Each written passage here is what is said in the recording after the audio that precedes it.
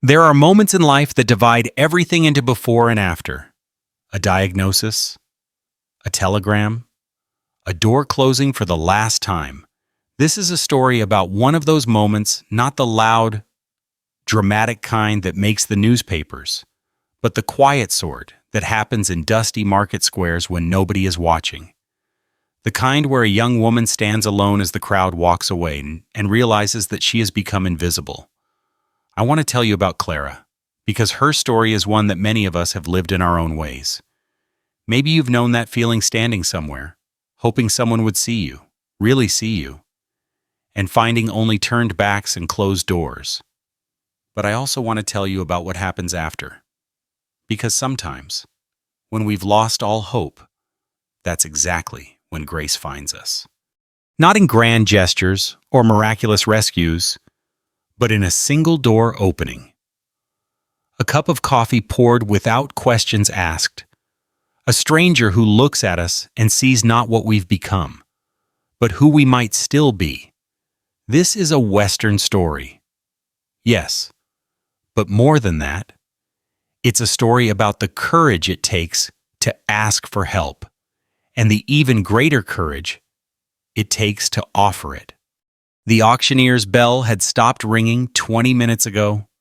Clara Morse stood on the pine platform where they'd placed her that morning, her canvas bag pressed against her hip, watching the last wagon roll out of Bitter Springs. Dust rose behind the wheels, caught the slant of late afternoon light, and settled back down on the empty street like a tired sigh. No sale. 2 words. That was all Mr. Hadley had said before stepping down from his crate and folding his ledger shut. He hadn't looked at her when he said it. Nobody had looked at her, not the ranchers who'd come to bid on horses, not the wives who'd lingered near the dry goods table, not even the children who'd been running between the stalls all morning, their laughter sharp and careless in the autumn air. She'd stood there through all of it. Stood there while they auctioned the furniture from the Morrison estate, the rosewood writing desk, the set of china with the blue willow pattern, the grandfather clock that had chimed noon while Clara watched from her wooden platform, stood there while Mrs. Morrison's dresses went to the banker's wife for $3.60, stood there while the Morrisons' horses sold for prices that made men whistle through their teeth. And when it came to her, Clara Morse, age 23, experienced in household management, cooking, mending, and childcare, healthy and able-bodied. Contract available for immediate transfer. The bidding had opened at $8. It closed at $8. Mr. Hadley had waited. She'd felt him waiting. Felt the silence stretch like a rope pulled too tight. Then he'd cleared his throat and moved on to the next item. A set of farming implements that sparked a lively contest between 2 brothers from the valley, $8. That was what 3 years of service to the Morrison family had earned her, $8 that nobody in Bitter Springs wanted to pay. The sun touched the ridge of the western hills. Clara watched it sink a slow bleeding of orange and red into the darkening sky. The shadows of the buildings stretched toward her across the dirt street, and she realized she hadn't moved from the platform. Her legs had gone stiff, her feet numb inside her thin-soled shoes. Move, she told herself. You have to move. But where the Morrison house was sold, the new owners had made it clear they had no need for the previous staff. Mrs. Morrison was 3 months in the ground, taken by the fever that had swept through the territory last spring. And Mr. Morrison had followed her 6 weeks later, though the doctor had written heart failure on the certificate. Everybody knew it was grief that had killed him. Clara had nowhere to go. No family waiting in some distant town. No savings tucked away in a bank. No letters of recommendation. Mr. Hadley had handled those, and he'd made it clear that her association with the Morrison estate was complicated by the circumstances of its dissolution. She had the clothes on her back, the canvas bag her mother had sewn 15 years ago, before the consumption took her. and whatever was left of her pride. The last of the sun slipped below the ridge. Clara climbed down from the platform. Her knees protested, stiff from standing. The wooden steps creaked under her weight, not that there was much weight to speak of. She'd grown thin these past months, the worry eating away at her more than any sickness could. The auction yard was empty now. The tables had been cleared, the goods carted away. Only the platform remained, and the posts where they'd tied the horses, and the lingering smell of dust and manure and something sweeter apple cider, maybe, from the barrel someone had been selling that morning. Clara walked toward Main Street. The general store was dark. Mr. Brennan had closed early. She remembered she'd seen him turning the key in the lock while she was still standing on the platform. The dressmaker's shop, too. The feed store. Even the saloon had its doors shut, though she could hear piano music leaking through the walls, faint and tinny in the evening quiet. She passed the church. White-clapboard, simple steeple.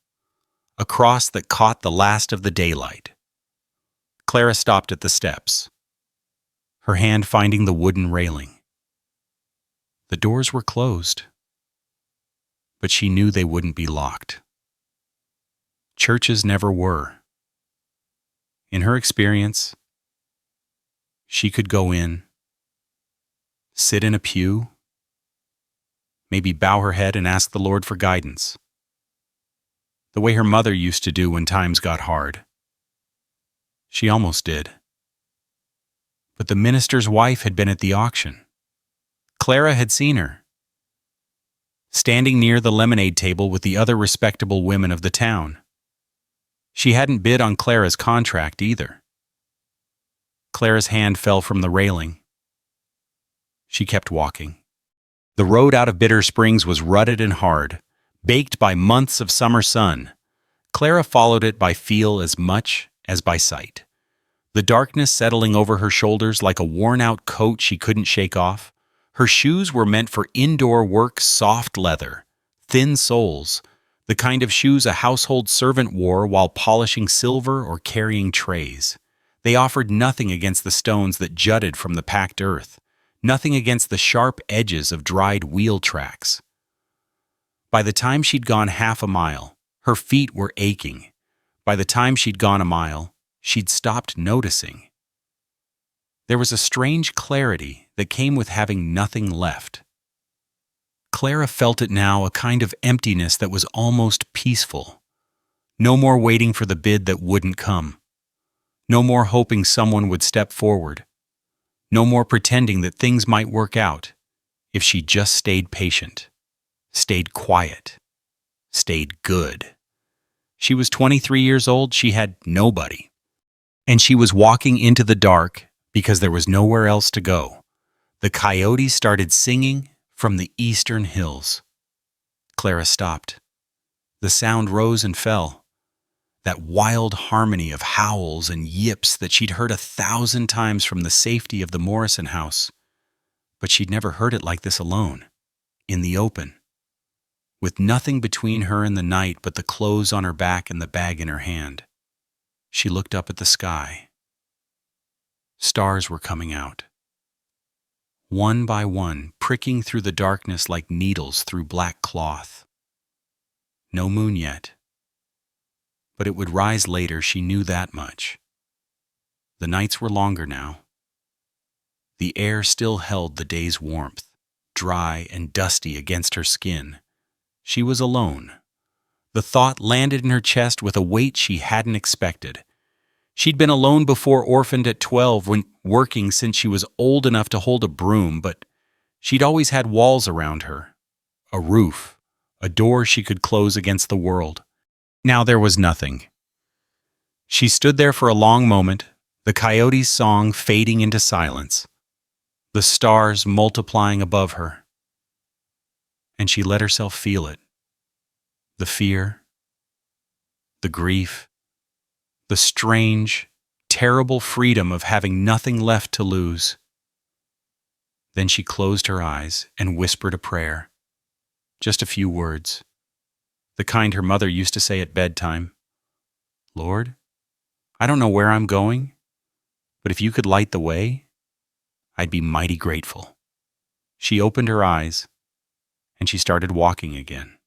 She saw the light from half a mile away, a single window, glowing amber through the darkness. It sat on a low ridge to the north, partially hidden by a stand of cottonwood trees, but the light found its way through the branches like a beacon calling to a lost ship. Clara stopped in the middle of the road, a ranch house. It had to be. She could make out the shape of it now, a long, low building with a peaked roof, dark against the stars. There were outbuildings behind it, barely visible.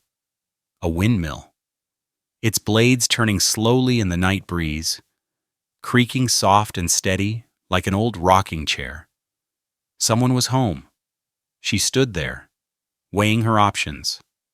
The road continued west, toward the next town, but that was 30 miles away, and she wouldn't make it on foot before morning.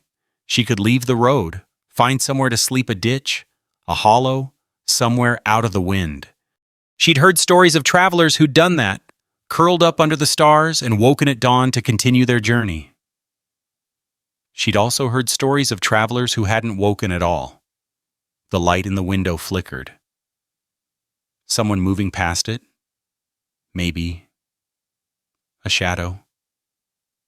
Clara looked down at her hands. They were trembling. When had that started? She made herself look at them. Really look? The calluses on her palms from years of work.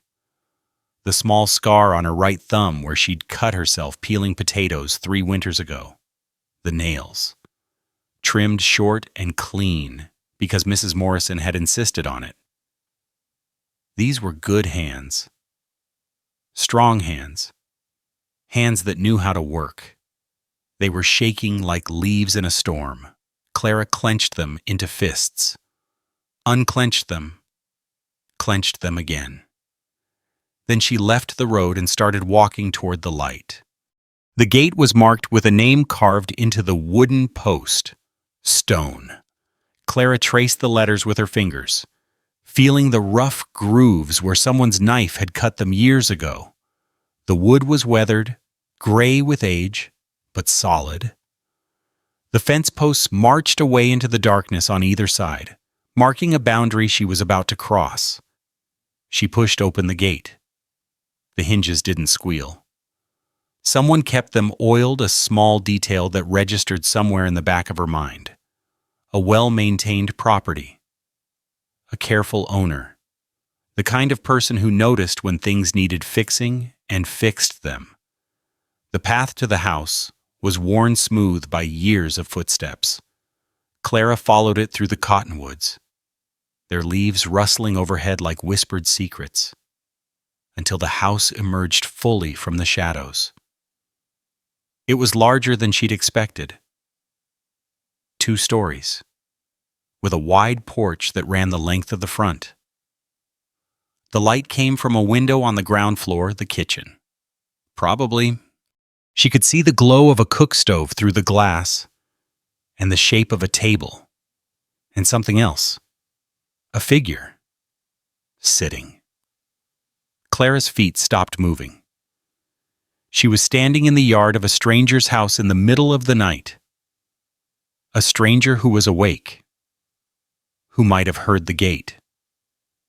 Who might at this very moment be reaching for the rifle that every rancher kept beside the door. She should leave. Turn around, go back to the road, take her chances with the coyotes and the cold.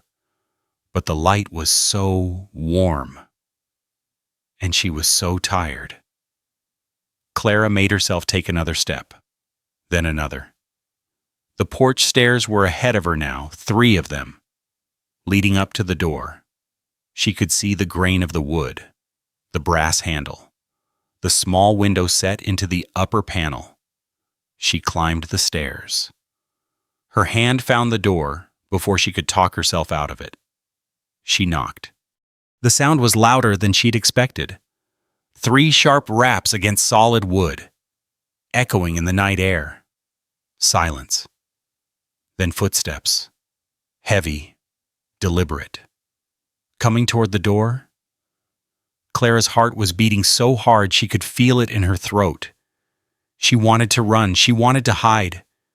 She wanted to be anywhere but here, standing on a stranger's porch with nothing to offer and everything to ask. The door opened. The man who stood there was tall enough that Clara had to tilt her head back to see his face. He was holding a rifle, barrel pointed at the floor, and his eyes moved over her with the quick, careful gaze of someone who'd learned to expect trouble. He didn't speak. Neither did she. For a long moment. They stood there, Clara on the porch, the man in the doorway, the warm light spilling out around him like something she could almost touch. Then she heard her own voice, thin and strange in the darkness. "I've been walking since sundown," she said. "I don't mean any trouble. She swallowed hard. "I don't have anywhere else to go." The man's eyes narrowed. He was older than her late 30s, maybe, with lines around his eyes and gray threading through his dark hair. His face was weathered, worn by sun and wind, and there was something guarded in his expression, something that spoke of old hurts and closed doors. He looked at her for a long time. Clara made herself stand still, made herself breathe, made herself wait. Finally, he stepped aside. "Kitchen's warm," he said. His voice was low, rough, like he hadn't used it much lately. "Reckon you could use some coffee." If this opening chapter touched something in you, I'd be grateful if you'd leave a like and follow along for what comes next. And if you've a mind to, tell me in the comments where you're reading from today. My grandmother always said a story shared is a blessing doubled. The kitchen smelled of coffee and wood smoke. Clara stood just inside the doorway, her canvas bag pressed against her chest, while the man moved past her toward the cook stove. The cast iron radiated heat. She could feel it from 6 feet away, pulling at her like a warm hand reaching out. Her skin prickled where the warmth touched it, and she had to fight the urge to move closer, to press herself against that iron belly and never let go. "Sit."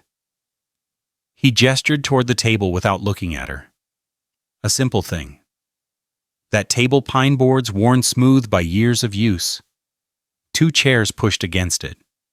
A single kerosene lamp casting a pool of amber light.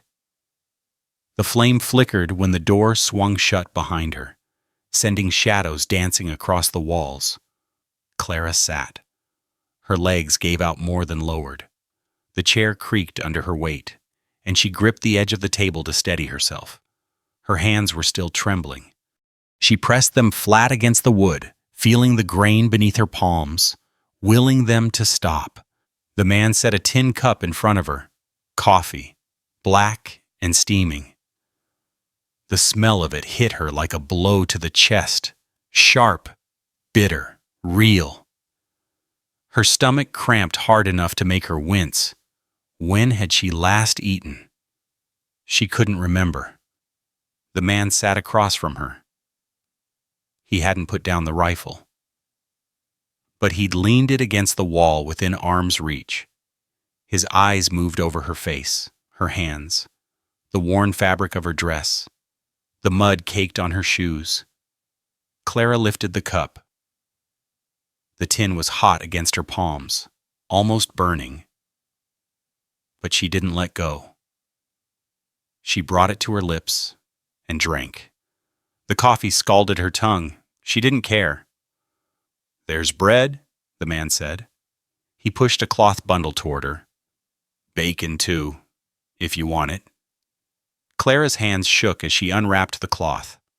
Sourdough, dense and golden. A few strips of bacon, cold but glistening with fat.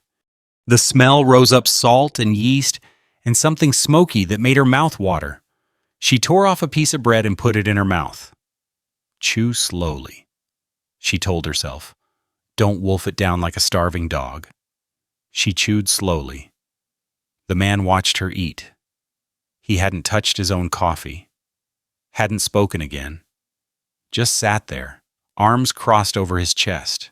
That guarded expression still fixed in place. Clara swallowed. Took another bite.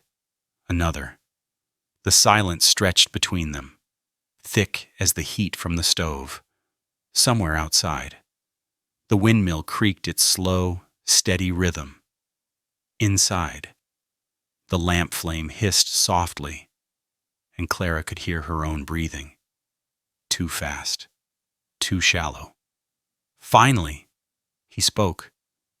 "The auction," he said. It wasn't a question. Clara's hand stopped halfway to the bacon. She looked up at him, at the weathered face, the guarded eyes, the hard line of his jaw. He knew. But how? The bread turned to paste in Clara's mouth. She forced herself to swallow. The lump scraped down her throat, catching somewhere behind her breastbone.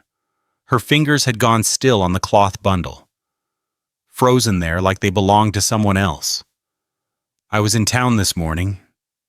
The man's voice was flat, giving nothing away. "Saw them setting up the platform."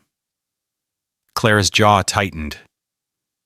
She made herself pick up another piece of bread, though her appetite had vanished like smoke in wind. Something to do with her hands. Something besides sitting there while he sized her up with those hooded eyes. "Didn't stay for the bidding," he continued. "Had fencing to check on the north pasture." The lamp flame guttered. A draft from somewhere, a gap in the window frame, maybe, or a crack beneath the door. The shadows on the wall shifted and resettled.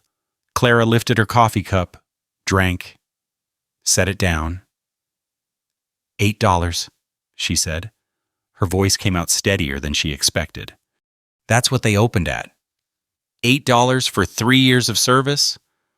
The man's expression didn't change, but something moved behind his eyes, a flicker. There and gone, quick as a fish in dark water. "Morrison Place?" he said. It wasn't a question either. "Yes." "Heard about the fever? And what came after?" Clara nodded. The bread sat in her stomach heavy as a stone. She looked down at the table, at the worn grain of the pine, at the small scratches and nicks that mapped years of meals eaten in this kitchen. Meals eaten alone, she reckoned, from the single plate drying on the counter, the single cup hanging from the hook beside the stove. "I worked for them since I was 20, she said. "Mrs. Morrison hired me out of the county home in Prescott, said I had honest eyes." The words felt strange in her mouth. She hadn't talked about anything real in months. The last weeks of the Morrison estate had been all business, all paperwork, all Mr. Hadley and his ledger, and his careful way of looking past her like she wasn't even there. "She was kind to me," Clara said. "Both of them were—" The man uncrossed his arms. He reached for his coffee cup, lifted it, held it without drinking. Steam rose between them, thin and curling in the lamplight. "And now you're walking the road at night," he said. "Alone. With nothing but that bag." Clara's hand moved to the canvas strap without thinking. The bag was still pressed against her hip, right where she'd put it when she sat down. Everything she owned was inside a change of underclothes, a comb with 3 missing teeth, a Bible with her mother's name written on the flyleaf, $2.37 in coins she'd managed to save over the past 3 years. $2.37, less than a third of what nobody had been willing to pay for her. "There was nowhere else to go," she said. The man set down his cup. The tin made a small sound against the wood, a click, sharp in the silence. "The Harpers," he said. "East of town.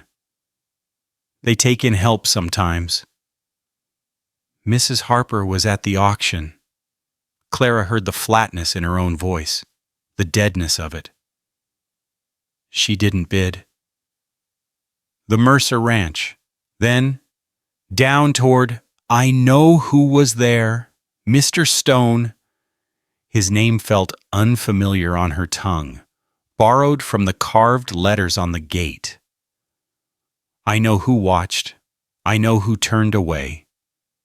The lamp flame steadied. The draft had passed. Clara made herself look at him, really look, at the gray in his hair, the deep lines bracketing his mouth, the calluses on his hands where they rested on the table. A working man. A man who'd spent years building something in this hard country, alone by the looks of it. I'm not asking for charity, she said. I can work. I can cook and clean and mend. I can tend a garden, keep chickens, help with the canning when harvest comes. I'm not... She stopped. Her throat had closed around the words, and for a moment she couldn't speak, couldn't breathe, couldn't do anything but sit there with her hands flat on the table and her heart hammering against her ribs. Don't cry, she told herself. Don't you dare cry. She didn't cry. The man was watching her again, that same measuring gaze from the doorway. But something had shifted in his face, a softening around the eyes. Maybe. Or a loosening of the hard set of his jaw. Like he'd decided she wasn't a threat after all. How old are you? He asked. 23? Family, no. None at all. Clara shook her head. The motion felt mechanical, like a puppet on strings. Mother died when I was 12. Consumption. Never knew my father, he left before I was born. She heard herself reciting the facts like a list, the way she'd recited them to Mrs. Morrison all those years ago. I went to the county home in Prescott, stayed there until I was old enough to work. The man's fingers drummed once against the table, twice, then stopped. No references, he said. Nothing from the Morrison estate. Mr. Hadley handled the dissolution. He said the circumstances were... She paused, tasting the word before she spoke it. Complicated. Complicated how? Clara looked at him. At the hard planes of his face, the suspicion that still lurked behind his eyes. There were debts, she said. More than anyone knew. Mr. Morrison had been borrowing against the property for years, keeping up appearances. Mr. Hadley called it... When he died, the creditors came. She spread her hands, palms up, on the table. Everything went to pay what was owed. The house, the furniture, the horses, and the contracts. Including yours. Including mine. The man was quiet for a long moment. The cook stove ticked and settled behind him, the fire burning low. Outside, the wind had picked up. Clara could hear it moving through the cottonwoods, a sound like rushing water, like the creek behind the Morrison house after a hard rain. Stone, he said finally. Clara blinked. I'm sorry. My name. Caleb Stone. He said it like he was testing the words, like he hadn't spoken them aloud in a good long while. Not Mr. Stone, just Caleb. Clara's hands had stopped trembling. She hadn't noticed until now, but they lay flat and still on the pine boards, the shaking finally gone. Clara, she said. Clara Morse. Caleb nodded. He pushed back his chair and stood, moving toward the cook stove. Clara watched him take a cloth and lift the coffee pot, refilling both their cups with the ease of long practice. The smell of fresh coffee rose up, sharp and bitter and somehow comforting. I don't keep help, he said, his back to her. Haven't for years, not since my mother passed. Clara's stomach tightened. Here it comes, she thought. The refusal? The kind words and the closed door. But Caleb turned around. He was holding both cups now. And his face had changed again, not softer. Exactly. But less closed off. Less like a man expecting trouble. This place needs work, he said. More than one man can do alone. Fence lines to mend, stock to tend, a house that hasn't been properly cleaned since. He stopped, set one cup in front of her, kept the other. Since before I can remember. Truth be told, Clara's fingers wrapped around the warm tin. She didn't speak, didn't trust herself to speak. I can offer room and board, Caleb said. The back bedroom. It was my mother's sewing room. Small. But it's got a bed and a window and a door that locks from the inside. He sat down across from her again. Wages, too. When I can manage them, it won't be much. This isn't a wealthy operation. Clara's heart was beating too fast. She could feel her pulse in her temples, in her throat, in the tips of her fingers where they pressed against the cup. You don't know me, she said. You don't know anything about me.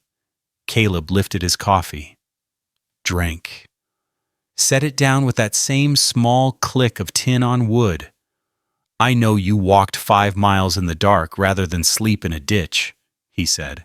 I know you knocked on a stranger's door instead of giving up. And I know... He stopped.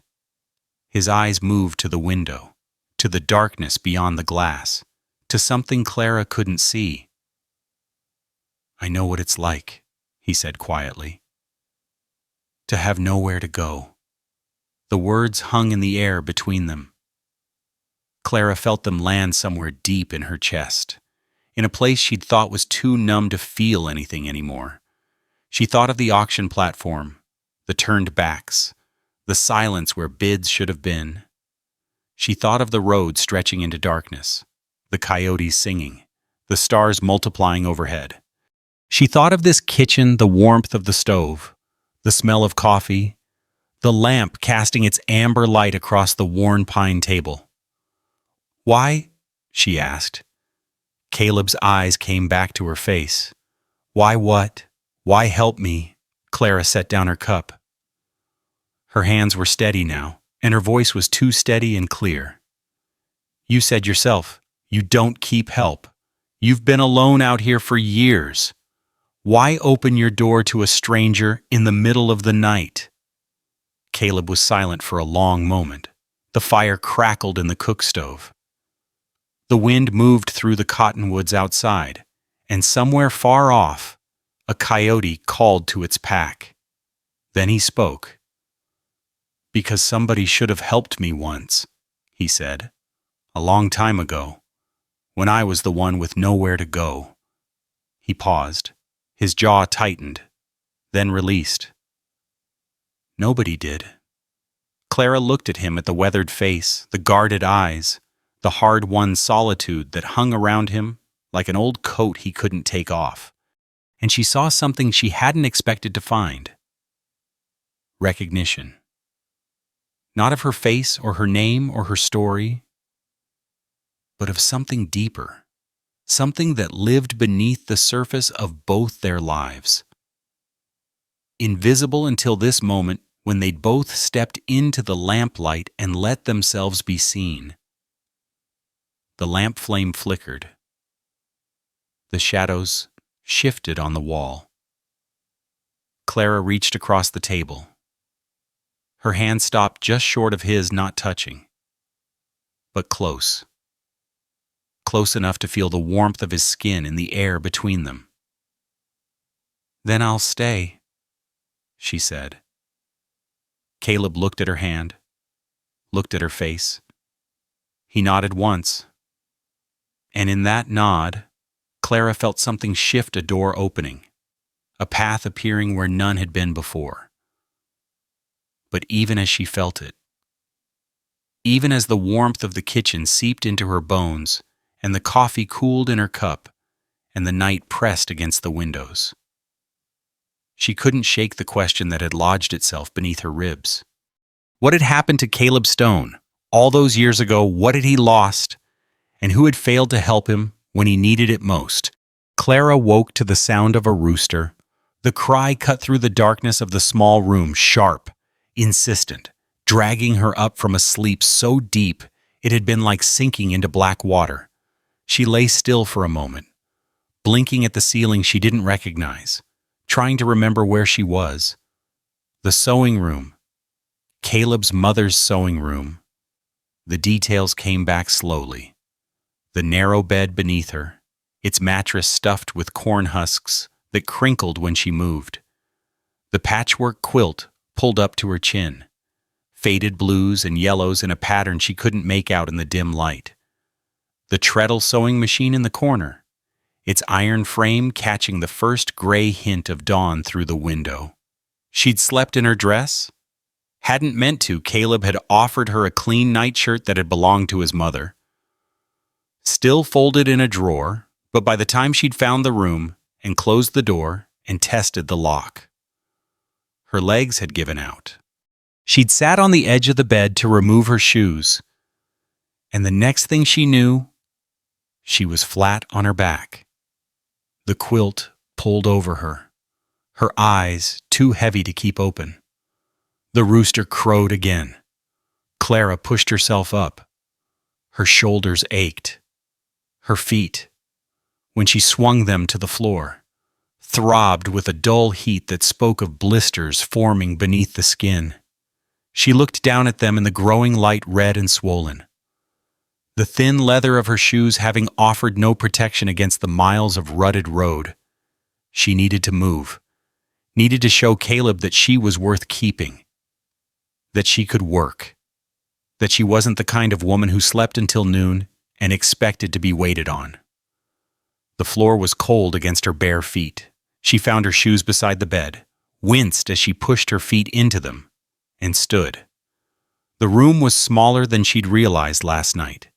8 feet by 10, maybe, with a single window that faced east and a door that led to the hallway.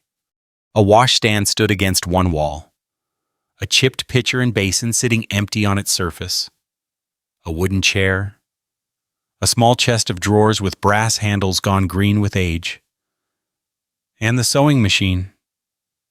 Clara moved toward it, her fingers brushing the cold iron of the treadle, the smooth wood of the cabinet. Singer. The gold lettering said, the needle was still threaded with white cotton, as if someone had stopped mid-stitch and never come back. How long ago had Caleb's mother died? 5 years. He'd said, 5 winters. Clara pulled her hand away from the machine. The kitchen was empty when she found it. Gray light filtered through the windows, catching the dust motes that hung in the air. The cook stove had gone cold overnight, but the coffee pot still sat on top of it, and the smell of last night's brew lingered in the room, bitter and familiar, like an old friend waiting patiently. Clara stood in the doorway, taking stock. Dishes in the sink, not many, but enough to suggest a man who ate standing up, who didn't bother with ceremony. Crumbs on the table where they'd sat last night, where she'd eaten bread and bacon while her hands shook. A layer of dust on the windowsill, on the lamp chimney, on the shelf above the stove where jars of preserved vegetables stood in uneven rows. This house needed work. Caleb hadn't been exaggerating. Clara found the broom in a corner beside the back door, a corn broom with a handle that had been carved by hand, the wood worn smooth from years of use. She picked it up, tested its weight, and began to sweep. The floor revealed itself as she worked. Pine boards, like the table, darkened with age and foot traffic, a knot in the wood near the stove, polished to a shine by years of someone standing there, cooking. a gap between two boards where dirt had packed down into a hard ridge. Clara swept it all into a pile by the back door. Then she found a rag under the sink, wet it from the hand pump, and started on the table. The water was cold as creek ice. It numbed her fingers as she wrung out the rag, but she kept working, scrubbing at the pine until the grain showed clean and pale beneath the grime. She moved to the windowsill next, then the lamp chimney, then the shelf with the jars. The sun was fully up by the time she finished. Golden light poured through the windows she'd cleaned, catching the copper bottoms of the pots hanging near the stove, the glass of the jars, the worn fabric of the curtains someone had hung long ago and never replaced. Clara stood in the middle of the kitchen, the rag dripping in her hand, and looked at what she'd done. It wasn't much. A few hours of work, surfaces cleaned, floor swept. But the room looked different now, lighter, like it had taken a breath. The back door opened. Clara turned, her heart jumping into her throat. But it was only Caleb.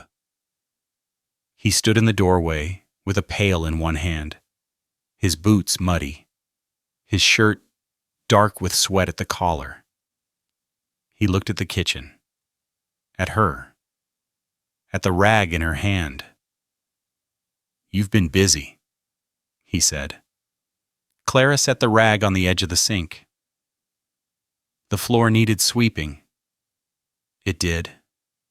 Caleb moved past her, setting the pail on the counter. Milk. She saw fresh, still warm from the cow, steam rising from the surface. "I don't reckon I could tell you the last time I could see the grain in that table." Clara's face heated. She turned away, busying herself with rinsing the rag, wringing it out, hanging it over the edge of the basin to dry. "I can start breakfast," she said, "if you'll show me where things are."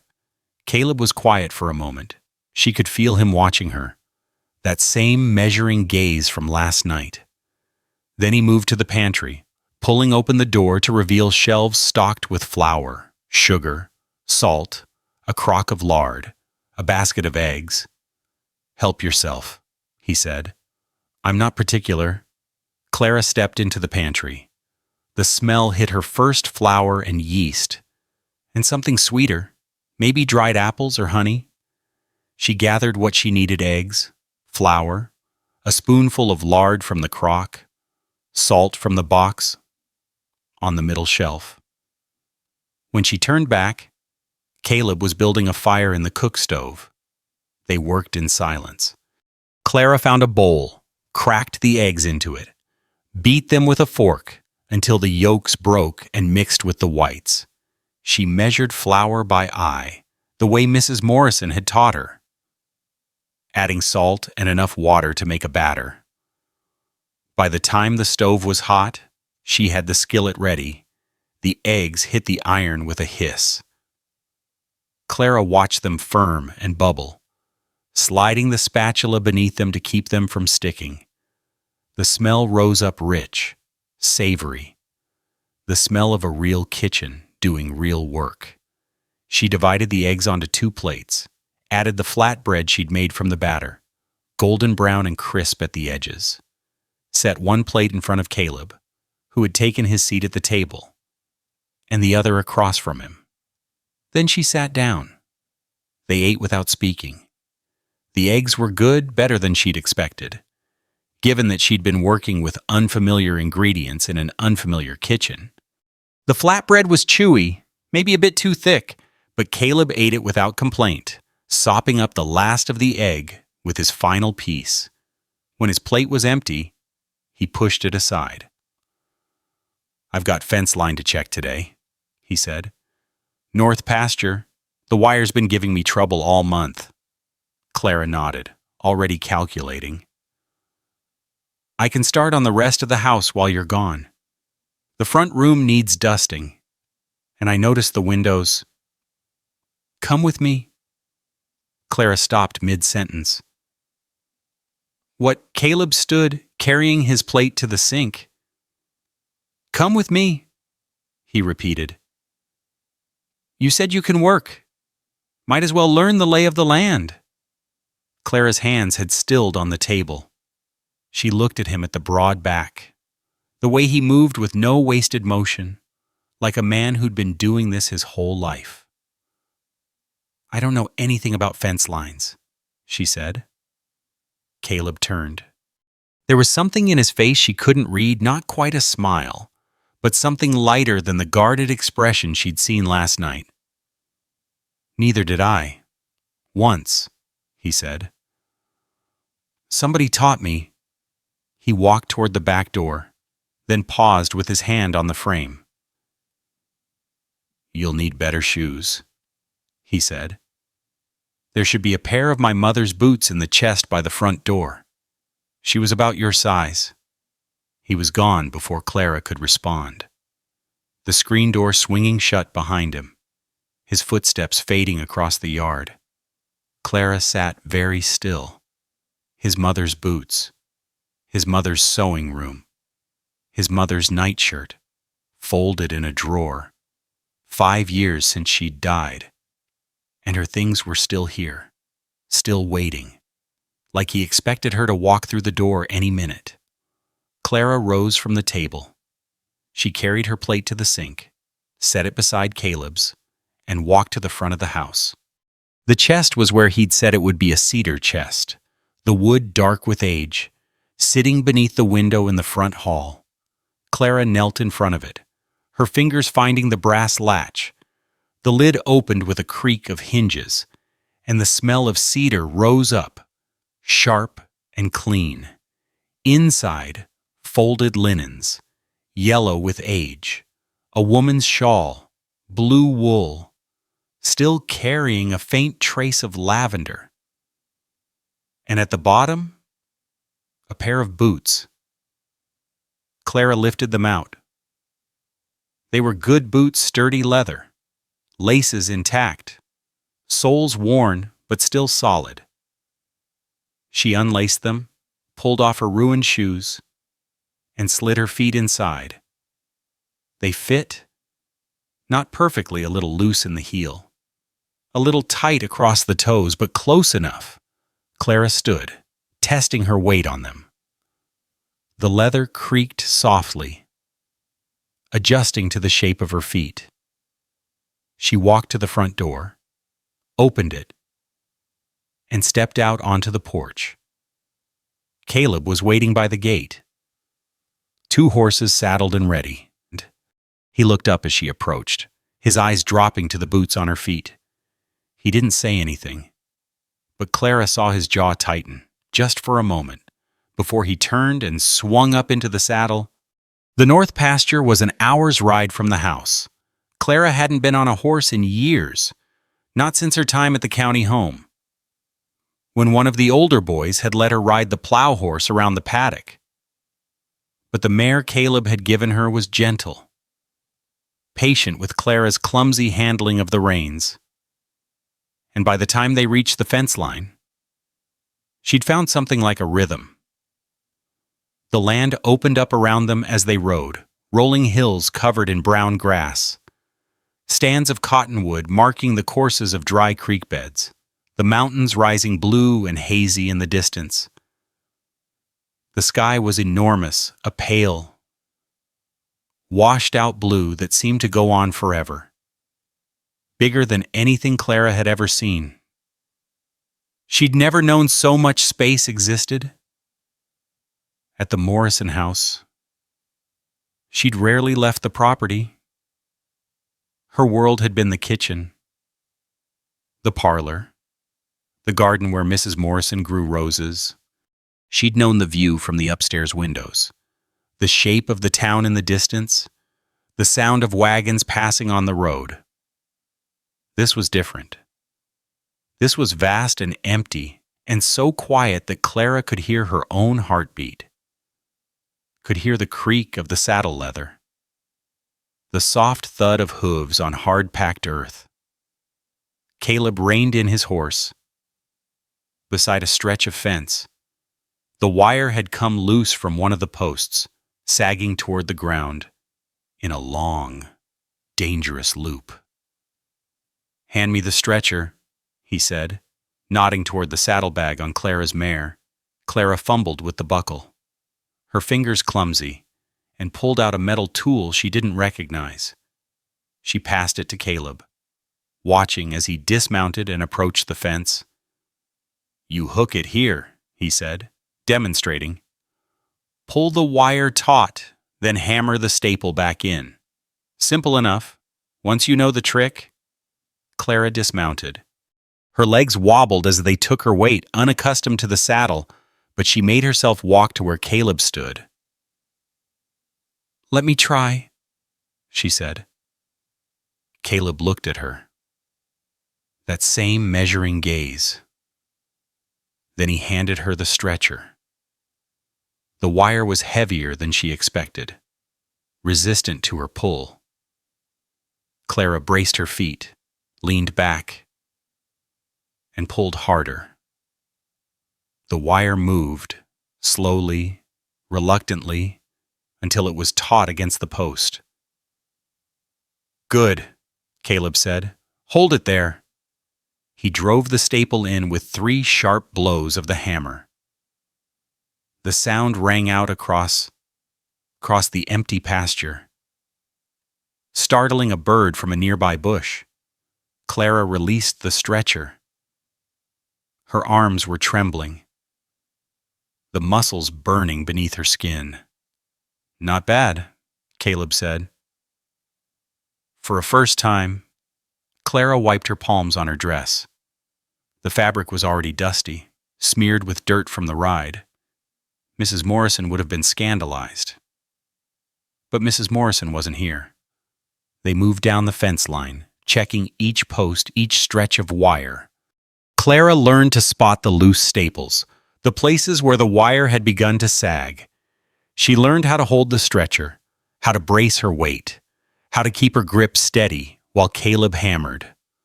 By noon, her back ached and her hands were raw. They stopped by a dry creek bed to rest the horses. Caleb pulled a canteen from his saddlebag, drank, and passed it to Clara.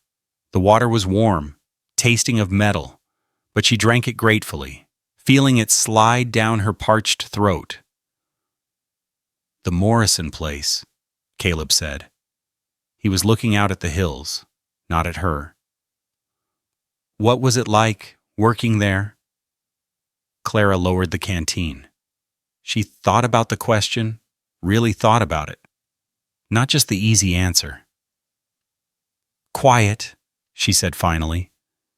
"They didn't entertain much. Mrs. Morrison's health was never strong, and Mr. Morrison preferred to keep to himself." She paused, remembering. "They were kind to me, treated me like a person, not just a pair of hands." Caleb nodded slowly. "And when they died, everything changed." Clara screwed the cap back onto the canteen. "The creditors came. Mr. Hadley took over the estate. He made it clear that I was an asset, something to be sold along with the furniture." She heard the bitterness in her own voice and made herself stop. This wasn't the time for self-pity.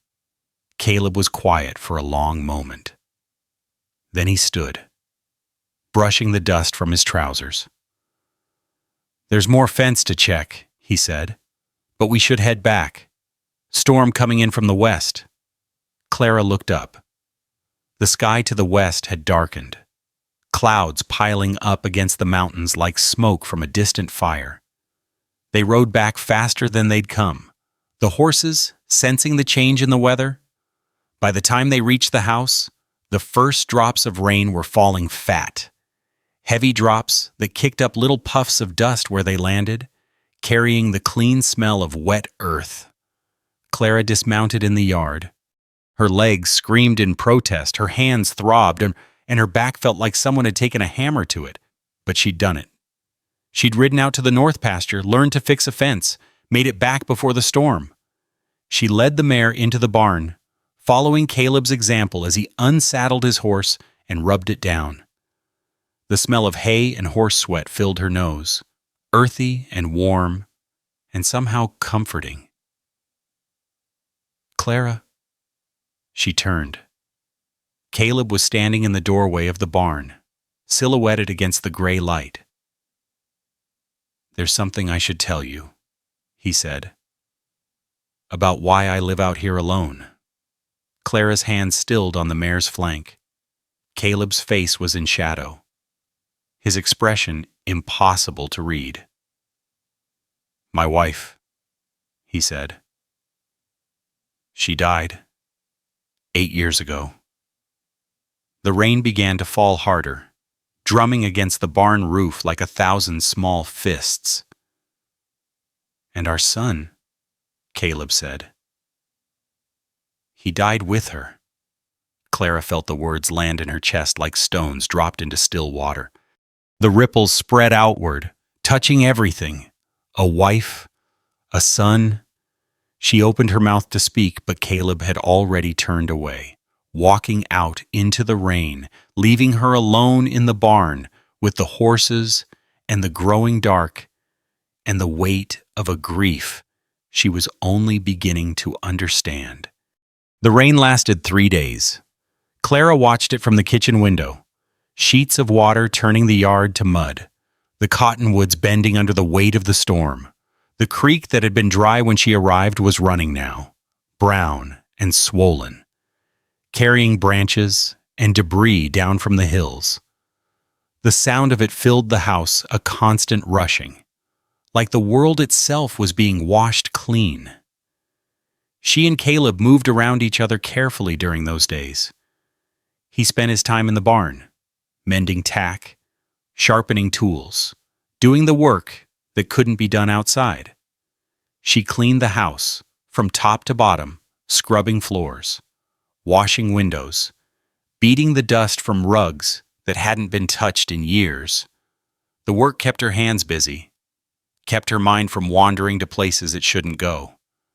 They ate together in the kitchen, breakfast and supper, the meals simple but filling: eggs, beans, cornbread from a recipe Clara found in a stained notebook tucked behind the flour jar. The handwriting was faded, feminine, his mother's, she reckoned, or maybe his wife's. She didn't ask, Caleb didn't offer. But something had shifted between them since that moment in the barn. The air felt different, heavier. Maybe, or more fragile. Like something had been exposed that couldn't be covered up again. On the morning of the 4th day, Clara woke to silence. The rain had stopped. She dressed quickly, her fingers fumbling with the buttons of her dress, and made her way to the kitchen. The cook stove was already lit, coffee warming on the burner. Caleb's cup sat empty on the table, but there was no sign of him. Clara poured herself coffee and stepped out onto the porch. The world had been washed clean. The sky was a pale, delicate blue, scrubbed of clouds. The yard was a mess of puddles and mud. But beyond it, the hills rolled green and gold under the morning light. Steam rose from the wet ground, catching the sun, and the air smelled fresh, like rain-washed earth and new grass, and something Clara couldn't name but recognized anyway. Hope, maybe. Or the memory of it. Caleb was at the chicken coop. Clara watched him scatter feed, the hens clustering around his boots, pecking at the ground. He moved with that same steady way she'd come to know, no wasted motion, no hurry. A man who'd learned to do things alone and had made his peace with it. She set down her cup and walked across the yard. The mud sucked at her boots, his mother's boots. Still strange on her feet, but she kept moving, picking her way between the puddles. By the time she reached the coop, Caleb had finished feeding and was checking the nesting boxes. 4 eggs, he said without turning. Not bad. After a storm like that, Clara took the basket he handed her.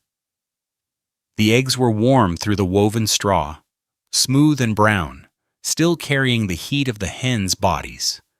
I can gather them from now on, she said. If you show me how to check for the broody ones. Caleb straightened. He was looking at her now, that measuring gaze she'd grown accustomed to. But there was something else in it, today a question. Maybe, or a test. The red one, he said, pointing to a hen near the back of the coop. She'll peck if you reach under her. The others are gentle enough. Clara nodded. She filed the information away, adding it to the growing list of things she was learning about this place. The way the pump handle stuck if you didn't lift it just right. The loose board on the porch that creaked when you stepped on it. The window in the front room that let in a draft if the wind came from the north. Small things. But they were adding up to something larger, a map of this life, this land, this man who had let her in. I was thinking, Clara said. About the garden. Caleb raised an eyebrow. There's a plot behind the house. Overgrown now, but I can see where the beds used to be. She shifted the basket to her other arm. If you have seeds, I could start clearing it, get something in the ground before it's too late in the season. Caleb was quiet for a moment. His eyes moved to the plot she'd mentioned, a tangle of weeds and dead stalks, barely visible from where they stood. My mother kept that garden, he said. Tomatoes, squash, beans. She had a way with growing things. Clara waited. There might be seeds in the cellar, Caleb said. Old ones. But some might still be good. He paused, and something flickered across his face there and gone, quick as a shadow. She'd have liked seeing it worked again. He walked past her toward the barn, and Clara stood there holding the basket of eggs, watching him go. The cellar was dark and cool, smelling of earth and old potatoes. Clara descended the wooden steps carefully, a lantern in one hand, its light throwing shadows on the rough stone walls. Shelves lined both sides of the narrow space jars of preserves, their contents murky with age, sacks of flour and meal, some split and spilling. Tools whose purposes she couldn't guess. She found the seeds in a wooden box near the back. Paper packets, yellowed and brittle, labeled in that same feminine hand she'd seen in the cookbook. Tomato brandy wine, squash yellow crook neck, bean Kentucky wonder. Some of the packets were empty. Others still rattled when she shook them. Clara gathered the ones that seemed good and climbed back into the light. The garden plot was worse than she'd thought. Weeds had grown knee-high in some places, their roots tangled and tough. The bed frames had rotted, the stakes fallen over, the paths between rows invisible beneath the growth. Clara set down the seeds and found a hoe in the barn. She started at the far corner, chopping at the weeds, pulling them up by the roots, piling them in a heap to be burned later. The work was hard, harder than sweeping floors or scrubbing tables. Her shoulders burned within the first hour. Her hands, still tender from the fence work, began to blister again. She kept going. The sun climbed higher. Sweat ran down her face, her neck, soaking the back of her dress until the fabric clung to her skin. Her arms grew heavy. Her back screamed. But with each stroke of the hoe, more of the garden revealed itself dark soil, rich and crumbly, ready to grow things. You don't have to do it all today. Clara straightened, pressing a hand to the small of her back. Caleb stood at the edge of the plot, a canteen in his hand.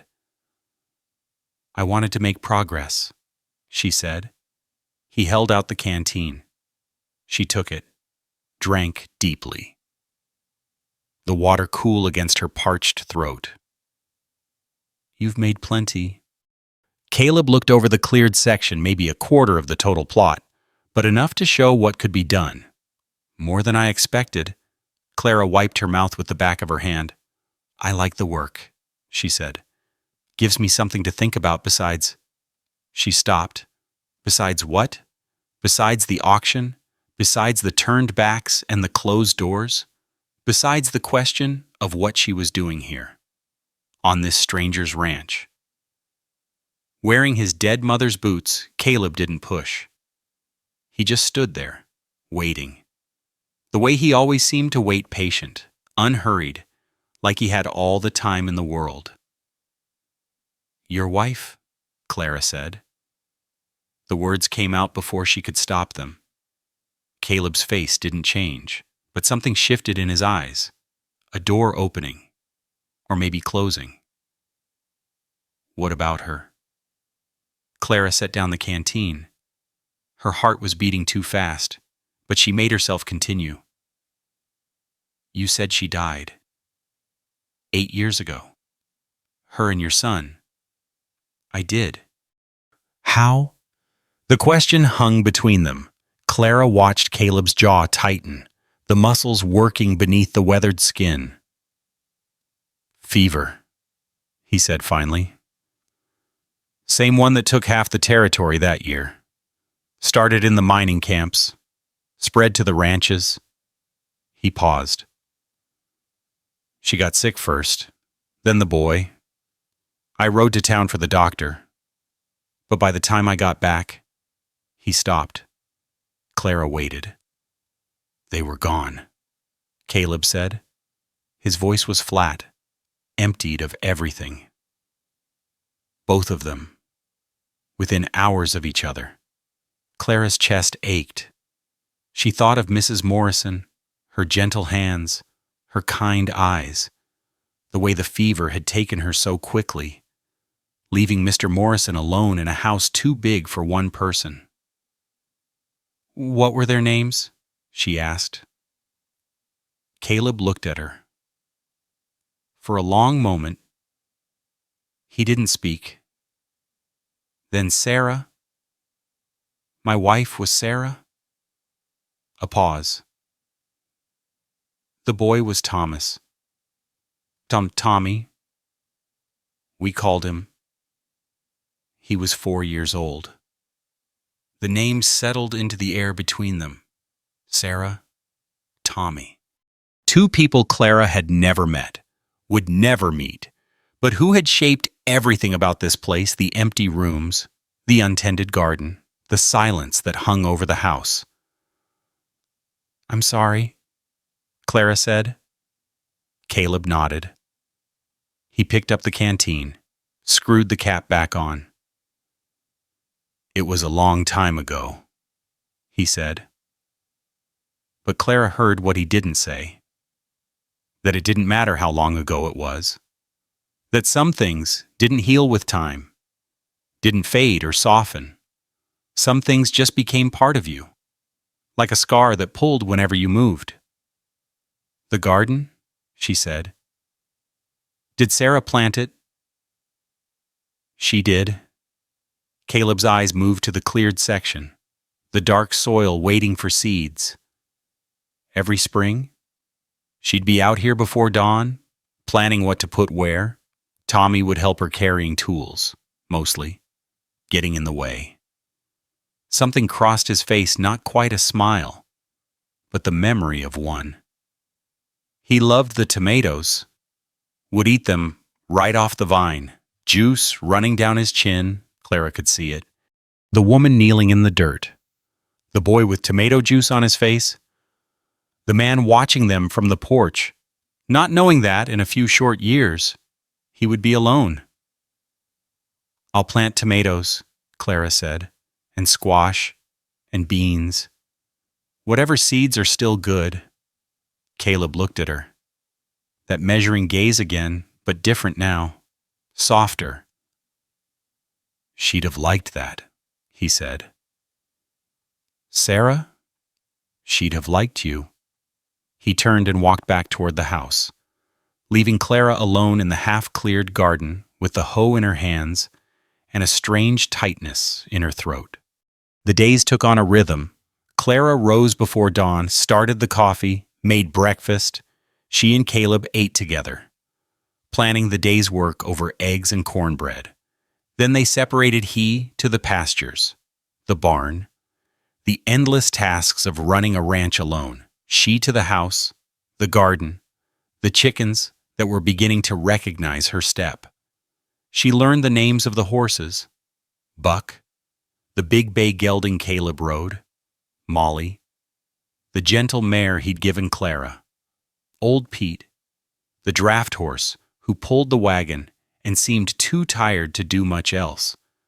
She learned the layout of the property: the north pasture with its troublesome fence line, the south pasture where the cattle grazed, the creek that ran dry most of the year but flooded when the rains came, the ridge to the west where you could see for miles on a clear day.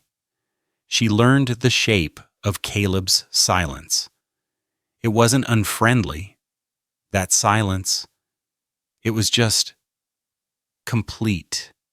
He could go hours without speaking, working beside her, eating across from her, and the quiet felt natural, unforced. Like he'd forgotten that talking was something people did, or had decided it wasn't worth the effort. But sometimes, in the evenings, he would open up. They'd sit on the porch after supper, watching the sun go down, and he would tell her things, small things, mostly. The history of the ranch, how his father had built it from nothing, how his mother had come out from the east as a new bride, how he'd grown up running wild in these hills with nothing but a horse and a fishing pole. He talked about Sarah sometimes, too, how they'd met at a dance in Bitter Springs, how she'd laughed at his clumsy attempts at conversation, how she'd said yes when he'd asked her to marry him even though everybody said she could do better. "She was too good for me," Caleb said one night, his voice quiet. Everyone knew it, even me. Clara looked at him. The lamplight from the kitchen window caught the lines of his face, the gray in his hair. "But she chose you," she said. Caleb nodded slowly. "She did. Never could figure out why." Clara could have told him, could have pointed to the way he moved through the world, steady, reliable, kind in ways he didn't seem to notice. The way he'd opened his door to a stranger in the middle of the night, offered her food and shelter without asking for anything in return. But she didn't say any of that. Instead, she sat beside him in the growing dark, listening to the crickets and the distant call of an owl, and felt something settle inside her, something that had been restless for years, always looking for the next place to land, the next safe harbor. Maybe, she thought, maybe this is where I'm supposed to be. On the fifth evening, Clara found the photograph. She was cleaning the front room, dusting the mantelpiece, straightening the books on the shelf when she noticed it. A small frame, pushed to the back behind a clock that no longer kept time. She picked it up. The image was faded, the edges soft with age. A woman sat in a chair, her dark hair pinned up, her face turned slightly toward the camera. A child stood beside her, a boy, maybe 3 or 4, with a serious expression and his father's eyes. Sarah and Tommy. Clara stared at the photograph for a long time, at the woman's gentle face, the curve of her smile, at the boy's small hand resting on his mother's shoulder. She heard footsteps behind her and turned. Caleb stood in the doorway. His eyes went to the photograph in her hands, and something passed across his face, not anger, but something close to pain. "I found it behind the clock," Clara said. It's all right." Caleb crossed the room. He took the photograph from her, looked at it for a moment, then set it back on the mantelpiece in the front, this time, where it could be seen. I put it away after the funeral, he said. Couldn't stand looking at it. But maybe, he stopped. Maybe it's time. Clara nodded. She didn't trust herself to speak. Caleb turned to her.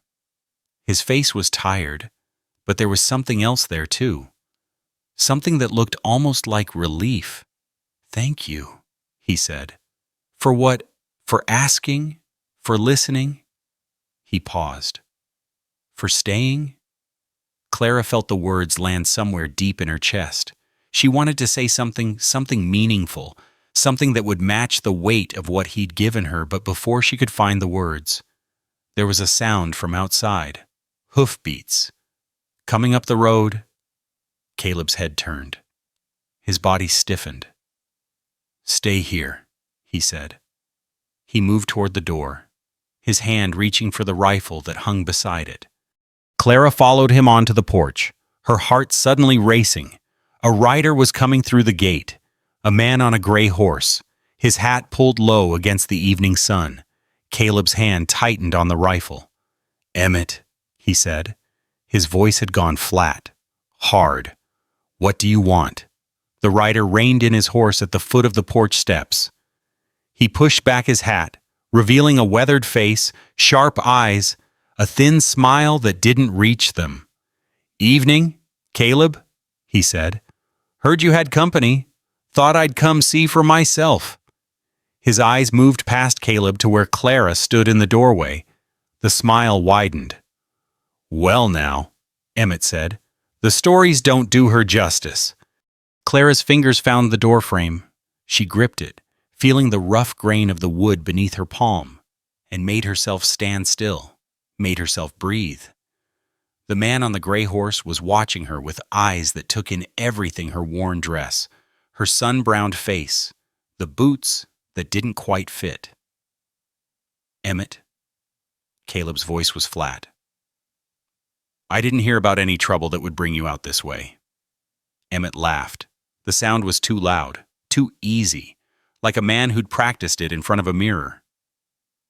Can't a neighbor pay a friendly visit? He swung down from his horse, boots hitting the dirt with a solid thud. Been meaning to ride over since I heard the news. Caleb Stone, taking in a woman. Never thought I'd see the day. Clara felt the words land like stones thrown at a window. Taking in a woman. Like she was a stray dog, a charity case, something to be pitied or scorned. Miss Morse is working for me, Caleb said. Room and board in exchange for help around the place. Nothing more. Nothing more. Emmett repeated the words slowly, rolling them around in his mouth like he was tasting them. That's what you're telling folks, is it? That's what I'm telling you. Emmett climbed the porch steps. He was shorter than Caleb, but broader, with thick arms and a neck like a bull's. Up close. Clara could see the broken veins in his nose, the yellowing of his teeth when he smiled, the smell of tobacco and something sour coming off his clothes. The thing is, Caleb. Emmett stopped at the top of the steps, his eyes moving between them. People talk. You know how it is. A single man, a young woman, living out here alone. He spread his hands. Doesn't look right. Clara's grip on the door frame tightened. I don't much care how it looks, Caleb said. Maybe you should. Emmett's smile had faded. This is a small territory. Folks have long memories. You've kept to yourself these past 8 years, and people have respected that. But this, he gestured toward Clara. This is different. Different how? Come on, Caleb. You know how it is. Emmett lowered his voice, like he was sharing a secret between old friends. She was up on that auction block for everybody to see. No references, no family, nobody willing to vouch for her. There's a reason nobody bid. Clara's face burned. She wanted to speak, to defend herself. But her throat had closed around the words. The reason, Caleb said slowly, is that the people in this territory are cowards. They saw a woman in need, and they turned their backs. Emmett's eyes narrowed. That's a hard thing to say about your neighbors. It's the truth.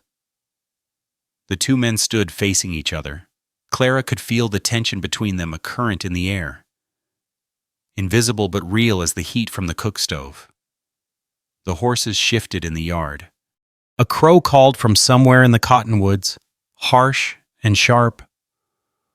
I'm just trying to help you, Emmett said finally. Before this gets out of hand, before people start saying things you can't take back. People are already saying things. Caleb's voice hadn't risen, but there was something underneath it now, something cold, something hard. I heard what Mrs. Brennan said at the general store last week, and I reckon I know who's been feeding her stories. Emmett's face went still. I don't know what you're talking about. I think you do. Caleb took a step forward. I think you've been running your mouth all over town, telling anybody who'll listen about the auction girl I took in, making it sound like something it isn't. Now wait a minute. No. Caleb's voice cut through the air like a blade. You've had your say. Now I'll have mine. What happens on my property is my business. Who I hire, who I help, who I let through my door that's not up for discussion. Not with you. Not with anybody. Emmett's jaw worked. Clara watched him weighing his options, calculating his next move. You're making a mistake, he said. Throwing away your reputation for some woman you don't even know. Maybe. Caleb stepped back, his hand still on the rifle. But it's my mistake to make. Emmett stared at him for a long moment. Then he turned, his eyes finding Clara. You, he said. You've got him fooled. But I know you're kind. Seen plenty of girls like you showing up with nothing, taking what they can get, moving on when something better comes along. Clara found her voice. You don't know anything about me. I know enough. Emmett walked back down the steps, his boots heavy on the wood. I know what happens to men who let women like you into their lives. They end up broken, used up, alone. He swung up onto his horse. Ask Caleb about that sometime. Ask him what happened to his first wife. The words hit Clara like a slap. Caleb's face had gone white. His knuckles were pale around the rifle stock. Get off my land, he said. Emmett gathered his reins. Just looking out for you, neighbor. Somebody has to. He touched his hat, a mockery of courtesy, and turned his horse toward the gate. They watched him ride away. The hoofbeats faded into the evening air, swallowed by distance and the growing dark. Clara's hand fell from the door frame. Her legs felt weak, uncertain. Caleb. Not now. His voice was rough, scraped raw. He set the rifle back in its place by the door, his movements jerky, uncoordinated. I need to check on the horses. He walked off the porch, across the yard, toward the barn. His shoulders were stiff, his stride too fast. Clara stood alone in the doorway, watching him go. She found him in the barn an hour later, the lantern hung from a hook near the door, casting a dim circle of light. Caleb sat on an overturned crate, his back against the wall, a bottle in his hand. The smell of whiskey cut through the hay and horse sweat, sharp and medicinal. Clara stopped in the doorway. You shouldn't be out here, Caleb said. He didn't look at her. Go back to the house. No. The word came out harder than she'd intended. Caleb's head turned, his eyes finding hers in the lamplight. Clara crossed the barn. Her boots scuffed against the packed dirt floor. She stopped in front of him, looking down at the bottle, the slump of his shoulders, the way he held himself like a man expecting a blow. "What did he mean?" she asked. "About your first wife?" Caleb laughed. The sound was bitter, hollow, nothing like laughter at all. "First wife? Like I've had so many." He raised the bottle, drank, lowered it again. "Sarah was my only wife, the only woman I ever loved." "Then what?" He meant what happened to her. To them. Caleb's voice dropped. "The fever. Everybody knows about the fever. But Emmett knows the rest." Clara waited. "I was in town when they got sick." The words came slowly, like each one cost him something. "Picking up supplies. Sarah had asked me to stay, said she didn't feel right, said Tommy had been fussy. But I went anyway. Told her I'd only be gone a few hours." The lantern flame flickered. Somewhere in the barn, a horse stamped and shifted, its harness jingling softly. "I was gone 2 days," Caleb said. "Ran into some trouble on the road, broken axle. Had to wait for repairs. By the time I got back," he stopped, drew a breath. "By the time I got back, they were dead. Both of them. She'd been calling for me, the neighbor said, calling my name. And I wasn't there." Clara sank down onto a bale of hay across from him. Her chest ached. "That wasn't your fault," she said. "Wasn't it?" Caleb looked at her, and she saw the rawness in his eyes, the wound that had never closed, never healed. "I left them alone. I put my errands ahead of my family, and they died because of it. They died because of a fever, a sickness you couldn't have stopped. Maybe," Caleb took another drink, "but I'll never know. Will I? I'll never know if I could have saved them. If I'd been there, gotten the doctor sooner, done something different." He set the bottle on the floor. 8 years I've been living with that. 8 years of wondering. Clara's hands were clasped in her lap. She looked at them, at the calluses from the garden work, the blisters that had formed and burst and formed again. Working hands, survivor's hands. "Emmett," she said. "How does he know all this?" Caleb's jaw tightened. He was the neighbor, the one who found them. He rode over to check when he saw the smoke from the chimney had stopped. Sarah always kept a fire going, even in summer, for the cooking. He paused. "He was the one who told me. When I finally made it home, standing in my yard waiting for me, with that same look on his face he had tonight, and he's held it over you ever since. He's never let me forget."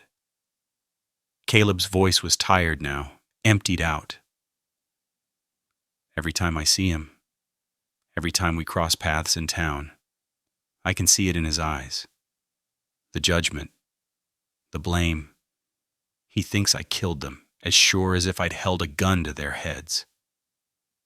Clara stood. She crossed the space between them and knelt in the dirt, her hand finding his where it rested on his knee. "You didn't kill them," she said. "You lost them. There's a difference." Caleb looked at her hand on his. He didn't pull away. "Is there—" "Yes?" Clara's fingers tightened. "I've seen men who don't care. Caleb, men who hurt the people they're supposed to protect and feel nothing. You're not like them. You've spent 8 years punishing yourself for something that wasn't your fault." "You don't know that. I know you." The words surprised her, but she didn't take them back. "I've watched you these past weeks. The way you work, the way you live. You're a good man. You were a good husband and a good father. And what happened to your family was a tragedy, but it wasn't a sin." Caleb was silent for a long moment. The lamplight caught the moisture in his eyes, the tremor in his jaw. Then he turned his hand over, his fingers interlacing with hers. "I don't know how to stop," he said quietly. "Blaming myself. I've done it so long. I don't know any other way. Maybe you don't have to do it alone anymore."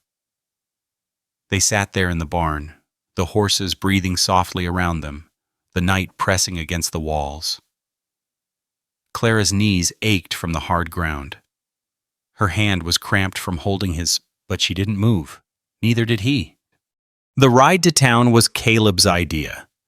"We need supplies," he said the next morning, standing in the kitchen with a list in his hand. "Flour's running low, and I promised Henderson I'd pick up that plow blade he's been holding for me." Clara looked up from the eggs she was frying. "I can stay here. Keep working on the garden." "No." Caleb's voice was firm. "You're coming with me." She understood what he wasn't saying. The town had been talking. Emmett had been feeding the fire. And Caleb Stone was going to walk into Bitter Springs with Clara Morse at his side and let everybody see that he wasn't ashamed. They took the wagon. Caleb handled the reins, and Clara sat beside him on the bench seat, her hands folded in her lap, her stomach tight with nerves. The road unwound before them, the same road she'd walked that first night, but different in the daylight, wider, somehow, and less threatening. Bitter Springs hadn't changed. The same dusty main street, the same wooden buildings with their false fronts and faded signs, the same people going about their business. Their eyes sliding toward the wagon as it rolled past. Clara felt those eyes, felt them on her face, her dress, the boots that didn't quite fit. She made herself sit straight, made herself look ahead, but she could hear the whispers starting behind her. Caleb pulled up in front of the general store. "Stay here," he said. "I'll get the supplies." "No." The word came out before Clara could stop it. Caleb turned to look at her. "I'm coming with you," she said. "They want to see me. Let them see me." Something flickered across Caleb's face, surprise. Maybe. Or respect. He tied off the reins and climbed down from the wagon, then came around to help Clara descend. Her feet hit the boardwalk. The wood creaked beneath her weight. The general store was cool and dim after the brightness of the street. Shelves lined the walls, stocked with goods, bolts of fabric, tins of food, tools and ant hardware, and all the necessities of frontier life. A brass scale sat on the counter, and behind it, Mr. Brennan straightened from whatever he'd been doing. His eyes went to Caleb first, then to Clara. His face tightened. "Mr. Stone," he said, "what can I do for you today?" Caleb handed over the list. "Flour, sugar, salt, a pound of coffee, and whatever bacon you've got." Brennan took the list. He read it slowly, like the words were written in a foreign language.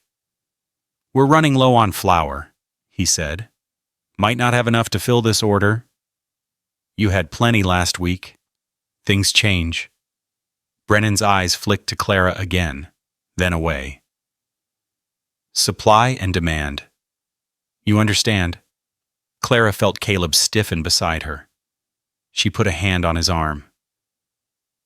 "I'm sure Mr. Brennan will do his best," she said. Her voice was calm, steady. "We're grateful for whatever he can spare." Brennan's face reddened. He turned away, reaching for the flour sack on the high shelf. The bell over the door jingled. Clara turned to see a woman enter Mrs. Harlan, the one who'd pulled her daughter close at the auction. She stopped short when she saw Clara, her mouth opening in a small O of surprise. "Good morning, Mrs. Harlan," Clara said. Mrs. Harlan's mouth closed. Her eyes went to Caleb, to Clara, to the space between them. "Miss Morse," she said finally. "I didn't expect to see you here. I'm living at the Stone Ranch now, helping with the housework." Clara kept her voice pleasant, conversational. "It's good, honest work. Mr. Stone has been very kind." Mrs. Harlan's eyebrows rose. She looked at Caleb, who was watching the exchange without expression. "I see," she said. The silence stretched. Brennan was taking his time with the flour, measuring it out with exaggerated care. "Well," Mrs. Harlan smoothed her skirts, "I hope you're settling in. The frontier can be difficult. For women on their own." "I'm not on my own," Clara said. "Not anymore." Mrs. Harlan's face went through several expressions: surprise, confusion, something that might have been shame. She nodded once, stiffly, and moved past them toward the fabric section. Brennan finished packing their supplies. He named a price high, Clara thought. But Caleb paid without argument. They were almost to the door when a voice stopped them. "Miss Morse." Clara turned. Brennan stood behind the counter, his hands flat on the wood. His face was different now, less hostile, more uncertain. "There's a package," he said. "Came in on the stage last week. Addressed to the Morrison estate. Care of the hired girl." He paused, but I wasn't sure what to do with it." Clara's heart stuttered. A package.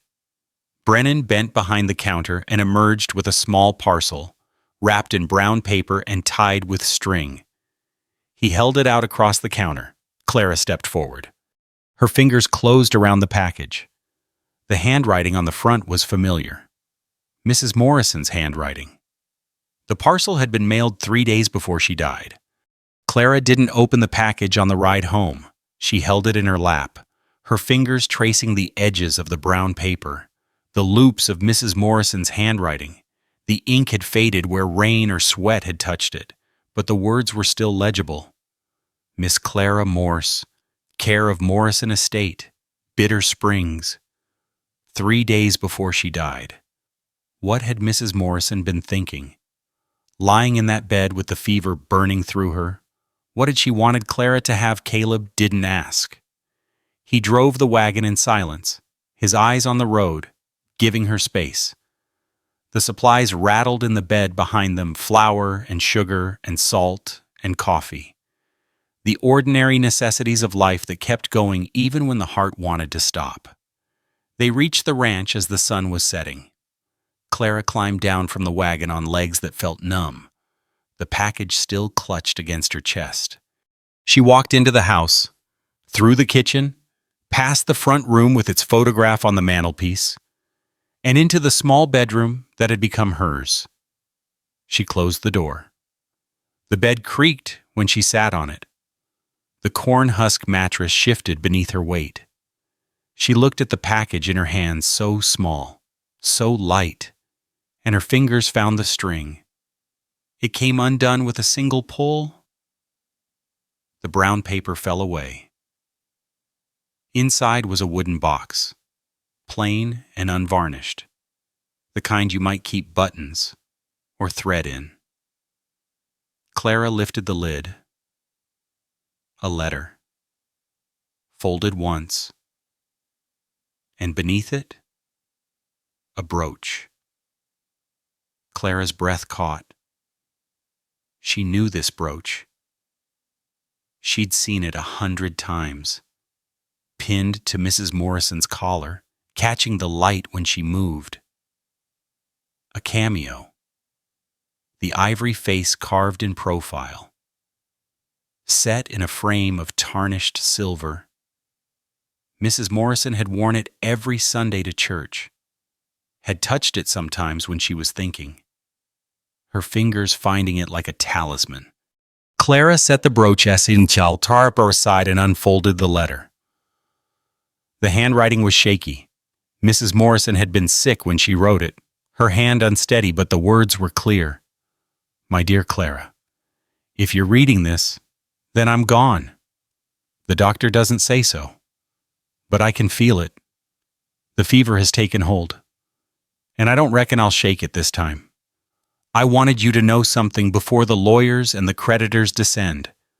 I wanted you to know that you mattered to me, not as a servant, not as a pair of hands to keep the house running, but as a person, a good person, with a kind heart and a strong spirit. This brooch belonged to my mother. She gave it to me on my wedding day, and I've worn it every day since. I want you to have it now. Not because it's valuable, it isn't. Not in the way the world measures value, but because it carries something precious. It carries love. My mother loved me, and I loved you. And now you'll carry that forward, wherever you go. Don't let them break you, Clara. Don't let them make you small. You are worth more than any auction could measure, more than any bid could buy. Remember that. With all my love. Elizabeth Morrison. Clara read the letter twice, 3 times.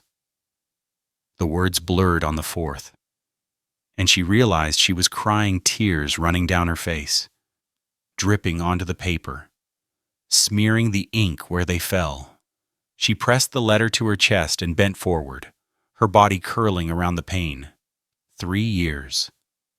3 years of service, of loyalty, of quiet devotion to a woman who had seen her as something more than a commodity. And in the end, Mrs. Morrison had thought of her, had written this letter, had wrapped this brooch, had trusted that somehow it would find its way to Clara. The sobs came harder now. Clara's shoulders shook. Her breath came in ragged gasps, each one tearing at her throat. She cried for Mrs. Morrison, for the kindness she would never receive again.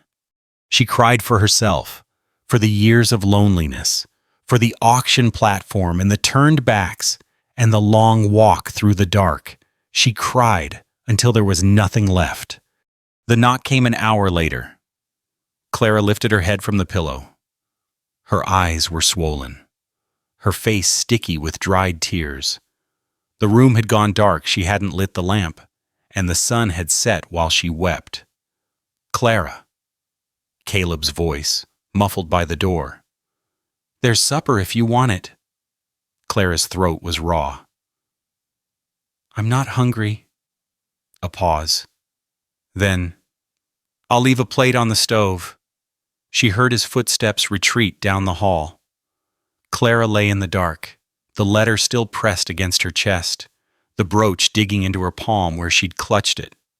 She should get up, should wash her face, eat something, pretend that everything was fine.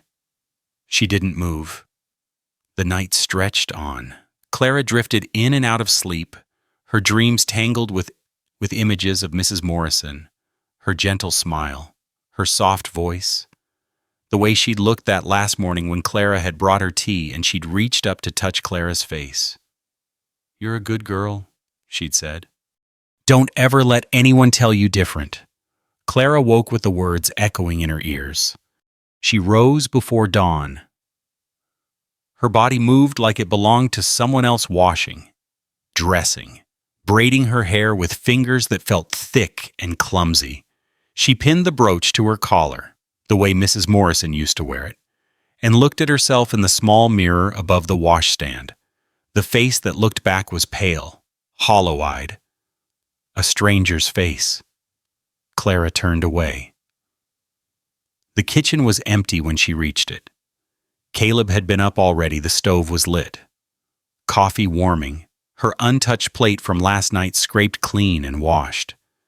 She poured herself a cup of coffee and stood at the window, watching the sky lighten from black to gray to pale pink. The back door opened. Caleb came in, his boots muddy, his shirt damp with dew. He stopped when he saw her. You're up, he said. Couldn't sleep. He crossed to the stove, poured his own coffee, stood beside her at the window. They watched the sunrise in silence, the colors spreading across the sky, the light touching the hills, the new day arriving whether they were ready for it or not. "The letter," Caleb said finally. "Was it bad news?" Clara's hand went to the brooch at her throat. "No," she said. "Good news. The best news." Her voice cracked. "She loved me, Mrs. Morrison. She wrote to tell me she loved me." Caleb was quiet for a moment. Then he reached over and covered her hand with his. "Then she was wise," he said, "as well as kind." Clara turned to look at him. At the weathered face, the tired eyes, the gray in his hair that she'd stopped noticing weeks ago. This man who had opened his door to a stranger, who had given her work and shelter, and something that felt terrifyingly like hope. Caleb. The sound of hoofbeats cut her off. They both turned toward the window. A rider was coming up the road. No, 2 riders, 3 moving fast, dust rising behind them in the early morning light. Caleb's face went hard. "Stay here," he said. He was out the door before Clara could respond, reaching for the rifle that hung by the frame. She watched through the window as he strode across the yard, positioning himself between the house and the approaching riders. The lead horse pulled up at the gate. Emmett again. His face flushed, his eyes bright with something that looked like triumph. Behind him were 2 other men. One Clara recognized as Mr. Brennan from the general store, the other a stranger in a dark coat and a hat pulled low. "Morning, Caleb," Emmett called out. "Hope we're not interrupting. What do you want?" "Just a friendly visit." Emmett swung down from his horse, and the others followed. "Brought some folks who wanted to meet your house guest." Clara's stomach dropped. The stranger in the dark coat stepped forward. He was older than the others, with a face like weathered leather and eyes that took in everything: the house, the yard, Caleb with his rifle, Clara in the window. "Mr. Stone," he said. His voice was formal, clipped. "I'm Marshall Jennings, out of Prescott. I'm here about the woman you're harboring." Harboring. The word hit Clara like a fist. "Miss Morse isn't a criminal," Caleb said. "She's a hired hand." "That may be." The marshal reached into his coat and pulled out a folded paper. "But I've got a warrant here that says otherwise. Seems the Morrison estate had outstanding debts when the old man died. Debts that were secured against all property, including contracted labor." Clara's legs went weak. She grabbed the edge of the counter to keep from falling. "The contract was sold at auction," the marshal continued. $8 to a Mr. Hadley, who represents the creditors. Miss Morse is legally obligated to report for work at the Hadley residence in Prescott. Failure to do so constitutes breach of contract and theft of services. Caleb's grip on the rifle tightened. That auction was a farce. Nobody bid. Mr. Hadley bid. After the public auction closed, he exercised his right as primary creditor to claim the remaining assets. The marshal held out the paper. "It's all legal. I've got the documents right here." Clara felt the world tilt. The kitchen, the window, the sunrise she'd been watching, all of it seemed to slide sideways, like a painting knocked askew. Hadley. Mr. Hadley had bought her contract after everyone else had left. After she'd walked off into the dark thinking she was free. He'd claimed her like a piece of furniture, like a horse or a plow or a chest of drawers. The back door was still open. Clara's feet carried her through it without conscious thought, across the yard, until she was standing beside Caleb, the morning air cold on her face. "Miss Morse." The marshal's eyes found her. "You need to come with us." "No." The word came out stronger than Clara expected. "I'm not going anywhere with you." Emmett laughed. Doesn't work that way, sweetheart. You've got obligations. Legal ones. I wasn't told about any sale. Nobody informed me. Ignorance isn't a defense. The marshal's voice was flat, bored. The contract was transferred legally. You're in breach. You can come willingly, or I can take you by force. Your choice. Clara looked at Caleb. His jaw was set, his knuckles white around the rifle stock. You're not taking her anywhere, he said. Mr. Stone, I'd advise you not to interfere with the law. This isn't law. This is theft. Caleb stepped forward, putting himself between Clara and the marshal. You're trying to drag a woman out of her home on the word of a man who didn't have the decency to bid in public. Her home? Emmett's voice dripped with mockery. This isn't her home. She's been here. What? A few weeks? Playing house with a man old enough to know better. Clara felt the words land like blows. Her face burned. Her hands shook. Emmett? Caleb's voice was low, dangerous. Shut your mouth. Or what you'll shoot me. Emmett spread his arms. Go ahead. Give the marshal a reason to haul you in too. Then who'll protect your precious auction girl? Clara's knees buckled. She didn't mean for it to happen. One moment she was standing, the next she was on the ground. The packed dirt of the yard cold and hard beneath her hands. Her dress was in the mud, the hem soaking up the moisture from last night's dew. She could smell the earth, could taste it when she gasped for breath. This was it. This was the moment she'd been dreading since the auction platform, since the long walk through the dark, since the first night she'd knocked on a stranger's door. This was the moment when everything she'd built came crashing down. She heard voices above her, Caleb shouting, the marshal's clipped responses, Emmett's mocking laughter. But they seemed far away, muffled, like sounds heard underwater. Mrs. Morrison's brooch dug into her chest where she'd fallen on it. The cameo face, pressing against her breastbone. The letter's words echoing in her mind. Don't let them break you. Clara. Don't let them make you small.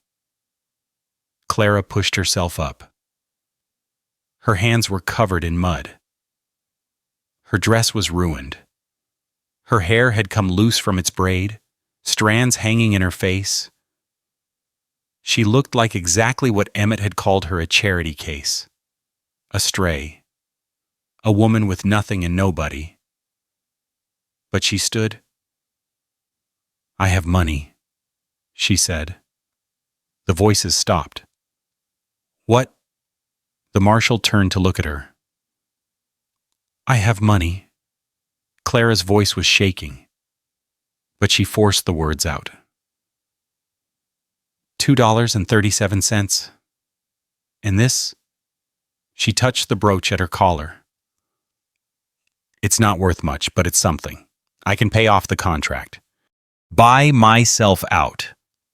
The marshal looked at Emmett. Emmett looked at Brennan. The contract is for $8, the marshal said. You don't have enough. Then I'll work for the rest. Clara's chin came up. I'll work here, for Mr. Stone, and I'll send the wages to Mr. Hadley until the debt is paid.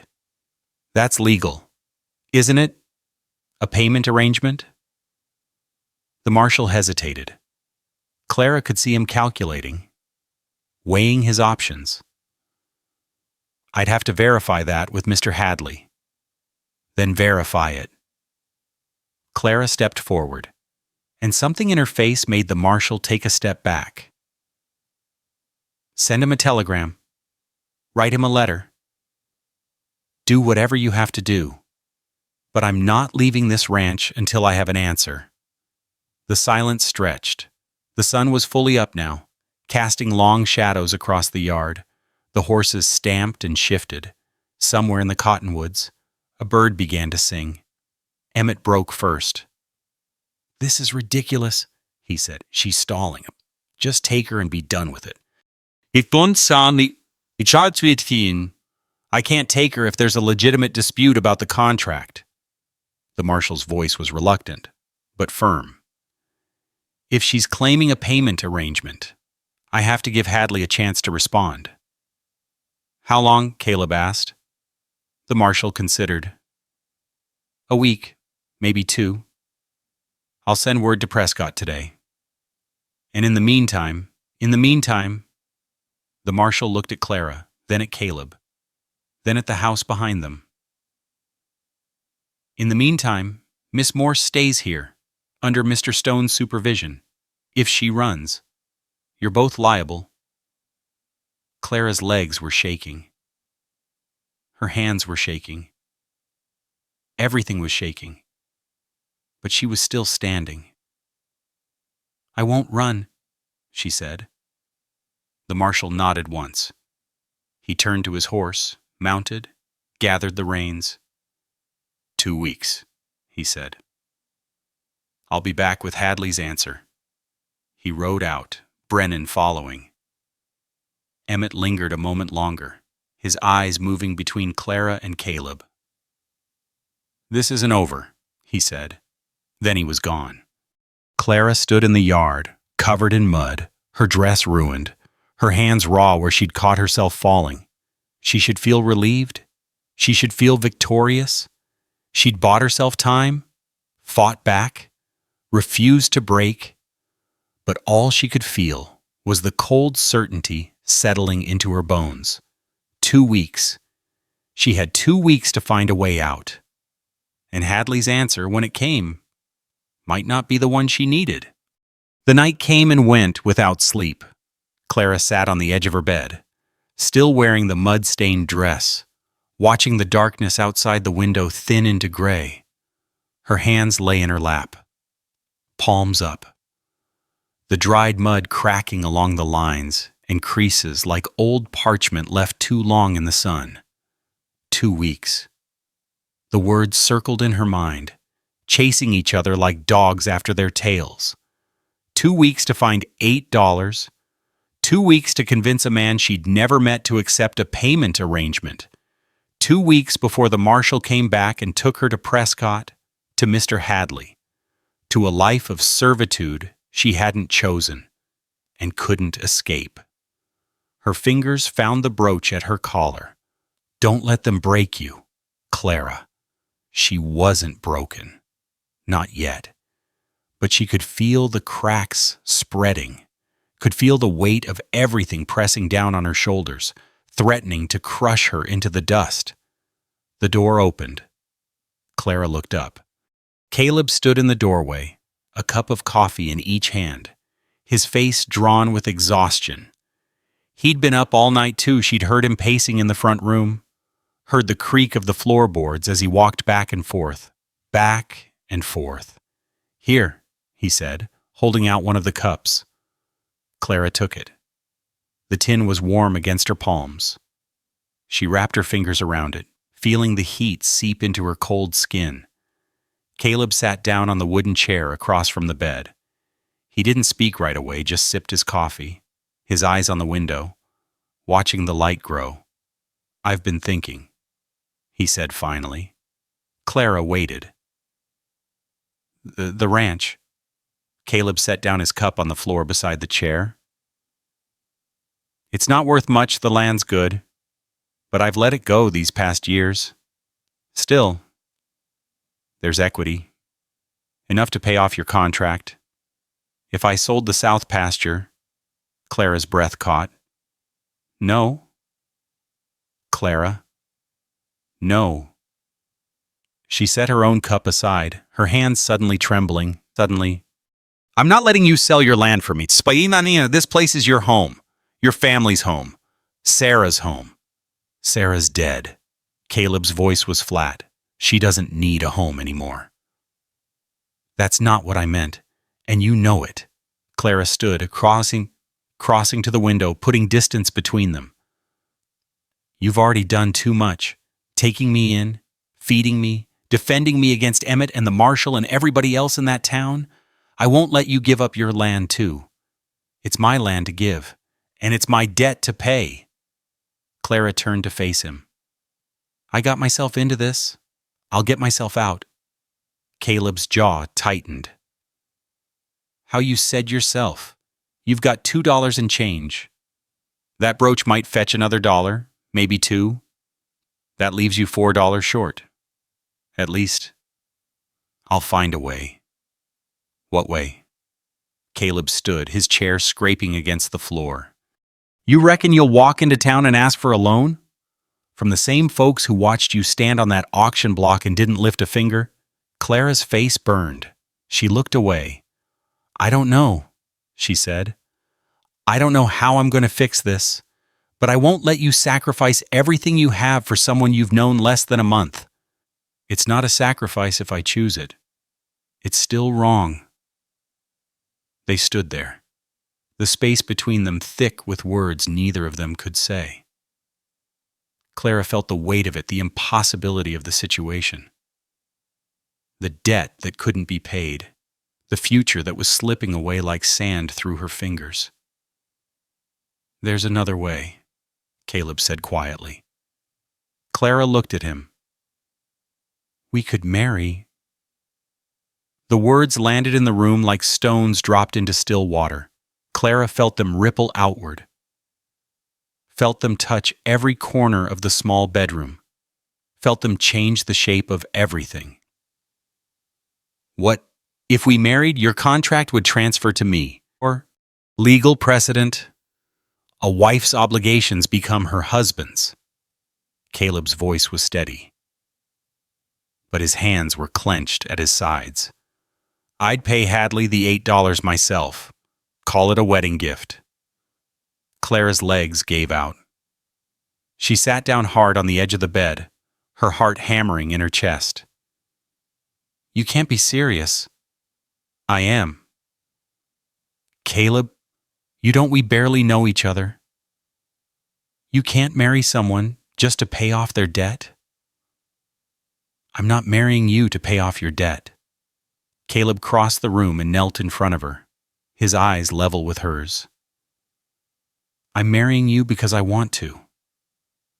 Because these past weeks, having you here, it's the first time in 8 years I felt like this house was a home again. Clara's eyes stung. She blinked hard, refusing to let the tears fall. That's not a reason to get married. It's the only reason that matters. They were close now, close enough that Clara could see the flecks of gold in Caleb's brown eyes, the tired lines around his mouth, the pulse beating at the base of his throat. She could smell coffee and soap and something underneath, something warm and human and real. I can't, she whispered. Caleb's face didn't change, but something in his eyes shifted, a light dimming, or maybe just drawing back. Can't, he asked, or won't? Both. Clara's voice cracked. I can't marry you because I owe you money, Caleb. I can't let you buy me the way Hadley tried to buy me. That's not a marriage. That's a bargain. It doesn't have to be. But it would be, don't you see? Clara reached out, her fingers finding his where they rested on his knee. If I marry you now, like this, with the debt hanging over us, I'll never know if it was real.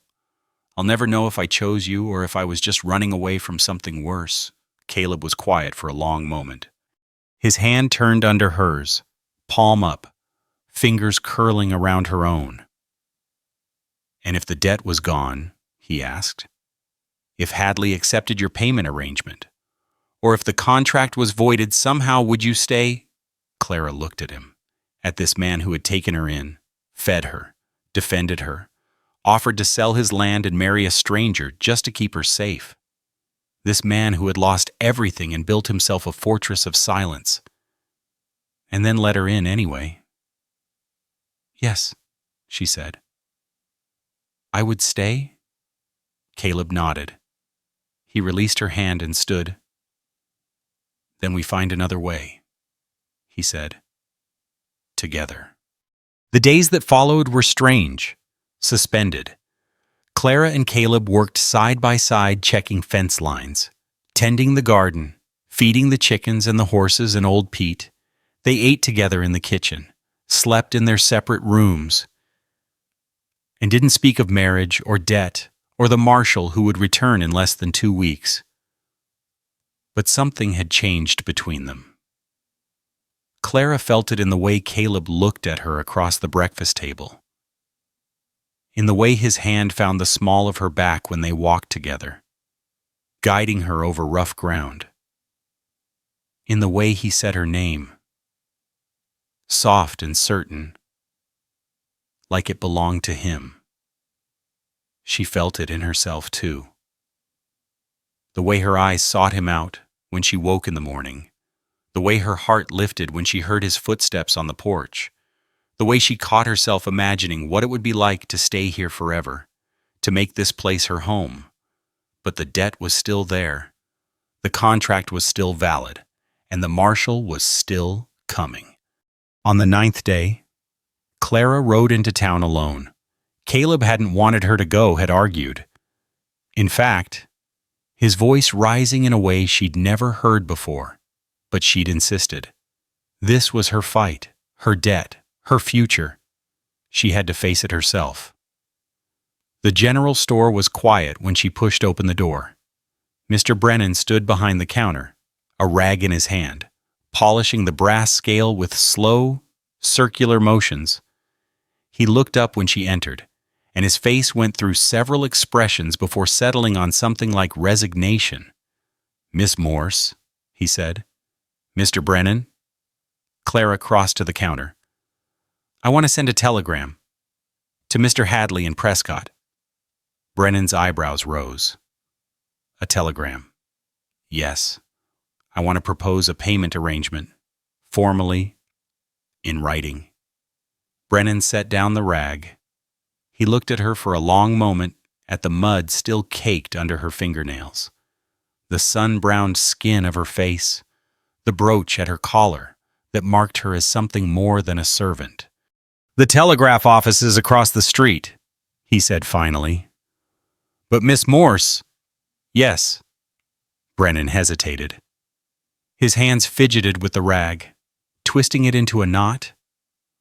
"I was at that auction," he said. The day they put you up for sale. I watched the whole thing." Clara's jaw tightened. "I remember." "I didn't bid." Brennan's voice was low, almost too quiet to hear. "I could have. My wife has been after me for years to get help around the house, and you seemed capable. But I didn't bid." "I know you didn't. I'm not proud of it." Brennan set down the rag.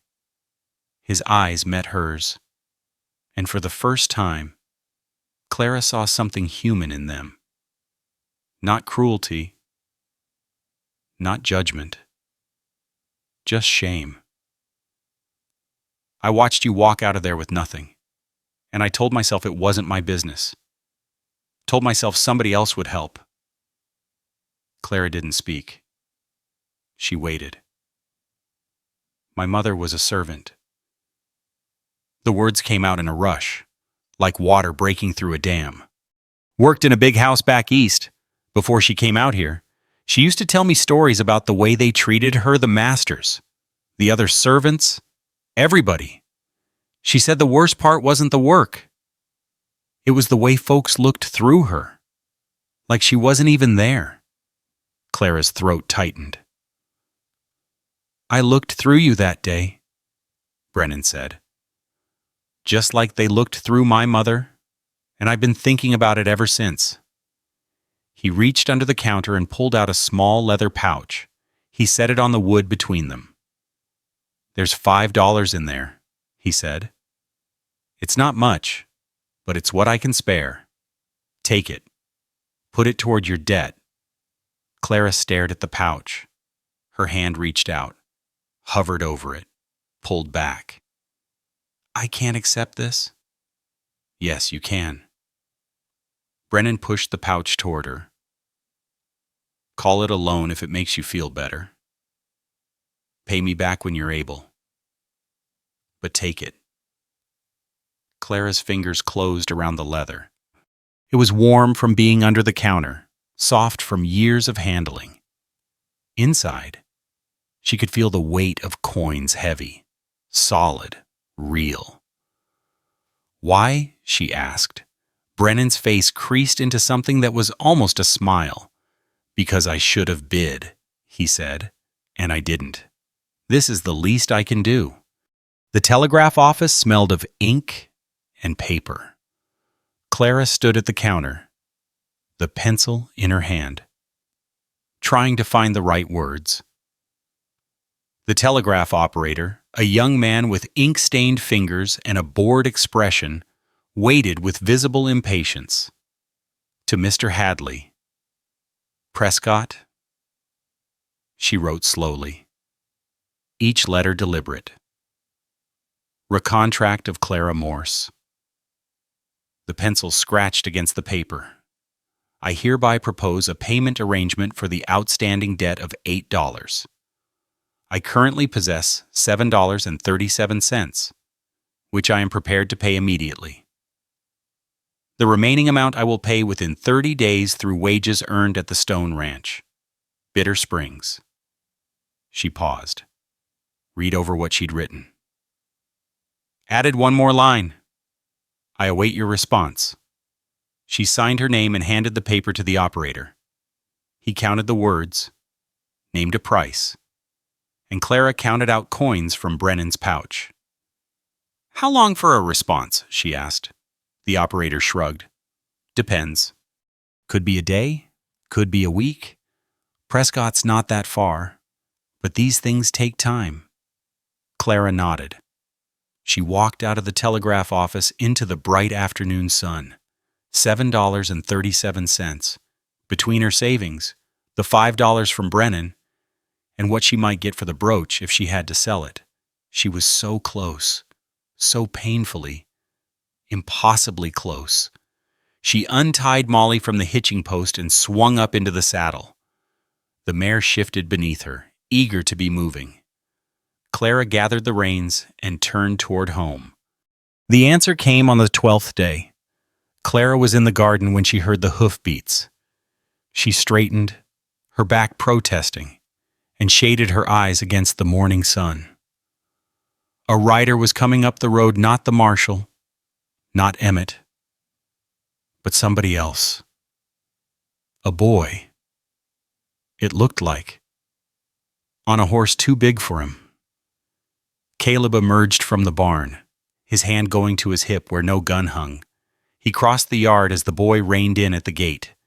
Message for Miss Clara Morse, the boy said, holding out a folded paper. From the telegraph office. Clara's heart stopped. She dropped the hoe and ran across the garden, through the gate. Her boots squelching in the mud from last night's rain. Caleb had taken the paper from the boy and was holding it, his face unreadable. It's addressed to you, he said. Clara took it. Her hands were shaking. The paper was crisp, official, stamped with the telegraph company's seal. She unfolded it. The message was short. 7 words. Payment accepted. Contract voided. No further obligations. Clara read it again, and again, and again, until the words blurred and swam, and she realized she was crying, tears streaming down her face, dripping onto the paper, smearing the ink. Clara? Caleb's voice was tight with worry. What does it say? She looked up at him. At this man who had saved her, who had offered her everything, who had loved her even when she couldn't love herself. I'm free, she said. The words felt strange in her mouth, foreign, like a language she'd forgotten how to speak. He accepted the payment. Hadley. He voided the contract. Clara laughed a wild, desperate sound that was half sob. I'm free. Caleb's face transformed. The worry melted away, replaced by something else, something bright and fierce and full of hope. You're sure? It's right here. Clara held out the paper. Payment accepted. Contract voided. I don't owe anybody anything anymore. Caleb took the paper. Read it again. Then he dropped it in the mud and pulled her into his arms. Clara went rigid for a moment, shocked by the sudden contact. The warmth of his body against hers, the smell of hay and horses, and something that was purely him. Then she relaxed, her arms coming up around his back, her face pressing into his shoulder. They stood there for a long time. The boy on the horse cleared his throat awkwardly and rode away. The wind moved through the cottonwoods, carrying the scent of the garden Clara had planted, the flowers that were beginning to bloom. The sun climbed higher, warming their backs. Finally, Caleb pulled away. His hand stayed on her shoulders, his eyes searching her face. You said you'd stay, he said quietly. If the debt was gone. You said you'd stay. Clara looked at him. At the man who had given her a place to stand when she had nothing. At the home she'd helped build from silence and dust. At the future that stretched out before her. Uncertain but no longer terrifying. I meant it, she said. Caleb's face softened. His hand came up to cup her cheek, rough and gentle at the same time. Then stay, he said, not because you owe me, not because you have nowhere else to go. Stay because you want to. Clara reached up and covered his hand with her own. I want to, she said. The morning light caught the brooch at her collar, the cameo face gleaming. Mrs. Morrison's brooch, Mrs. Morrison's love, passed down through generations, carried forward into this new life. Don't let them break you, Clara. She hadn't broken. And now, finally, she could begin to heal. But even as she stood there in Caleb's arms, even as the joy of freedom washed over her, a small voice in the back of her mind whispered a question she couldn't ignore. Why had Hadley accepted $7.37 was less than the $8 he was owed? Businessmen didn't accept losses not without reason. Something had changed his mind. Something had made him void the contract when he could have demanded the full amount, could have sent the marshal to drag her to Prescott, could have kept her in servitude for years. What had Hadley done? And more importantly, why? The answer came 3 weeks later, in a letter. Clara was hanging laundry on the line behind the house when Caleb rode in from town, his saddlebag bulging with supplies and a thick envelope in his hand. She watched him dismount, watched the way his eyes found her across the yard, watched him walk toward her with that steady, unhurried gait she'd grown to love. This came for you, he said, holding out the envelope. From Prescott, Clara's hands were wet from the wash. She wiped them on her apron, her heart suddenly beating too fast. The envelope was heavy, official-looking, with a law firm's name embossed in the corner. Hadley, Pierce and Associates. She opened it. Inside were 2 documents.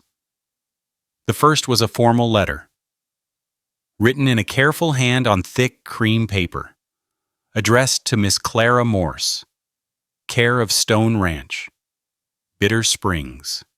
Dear Miss Morse, this letter serves as official confirmation that your contract with the Morrison estate, subsequently transferred to Hadley Holdings, has been voided in full as of the date indicated below. No further payments or services are required. Additionally, enclosed, please find a copy of a letter discovered among the personal effects of Mrs. Elizabeth Morrison, deceased. This letter was addressed to Mr. Samuel Hadley and was found during the final disposition of the Morrison estate. Mr. Hadley has instructed us to forward the contents to you, as he believes Mrs. Morrison would have wished. We consider this matter closed. Respectfully, Thomas Pierce, Esquire. Clara's hands trembled as she unfolded the second document. It was a letter. Mrs. Morrison's handwriting, the same shaky script Clara had seen on the package, the same loops and curves she'd traced with her fingers in the dark. Dear Samuel, I know we haven't spoken in many years. I know there is bad blood between our families, and I know my father's debts have weighed heavily on both of us. But I am writing to ask you for one final kindness, not for myself, but for someone who deserves far better than the life she has been given. Her name is Clara Morse. She has worked in my household for 3 years, and in that time, she has become like a daughter to me. She is honest, hardworking, and good in a way that has nothing to do with circumstance or upbringing. She is good because it is her nature, because she cannot be otherwise. When I die, and I will die soon, I can feel it. My husband's debts will consume everything we have. The house, the furniture, the horses. And Clara, the lawyers will put her up for auction like a piece of livestock, and she will have nobody to speak for her. I am asking you to speak for her. Samuel, I am asking you to remember the kindness my mother showed your family when you had nothing, and to repay that kindness now. Do not let them sell her. Do not let them break her. If she comes to you with an offer, any offer, accept it. Let her go free. I have no right to ask this of you, but I am asking anyway, because Clara is the only family I have left, and I cannot bear the thought of her suffering for sins that were never hers, with hope and regret. Elizabeth Morrison. Clara read the letter twice, 3 times. The words blurred, and she realized her face was wet with tears. Mrs. Morrison had known. She'd known what would happen, known what the lawyers would do, and she'd reached out to the one person who might be able to help. A man named Hadley, a man who had bad blood with her family, who was owed debts, who had every reason to refuse. And he hadn't refused.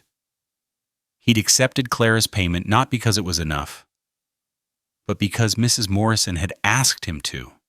Because Elizabeth Morrison, lying in her sickbed with the fever burning through her, had written a letter to a man she hadn't spoken to in years and asked him for mercy.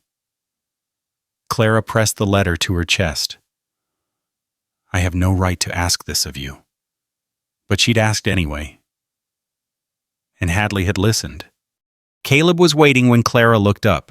He stood a few feet away, his hands in his pockets, his face carefully neutral. But she could see the question in his eyes, the worry he was trying to hide. What does it say? Clara handed him the letter. Watched his eyes move across the page. Watched his expression shift from curiosity to understanding, to something softer. She saved you, he said quietly. Even after she was gone. Yes. Clara took the letter back. She folded it carefully, placed it inside the envelope with the formal document, and held it against her heart. I need to do something, she said. Will you come with me? Caleb nodded. He didn't ask where. The Morrison house was empty.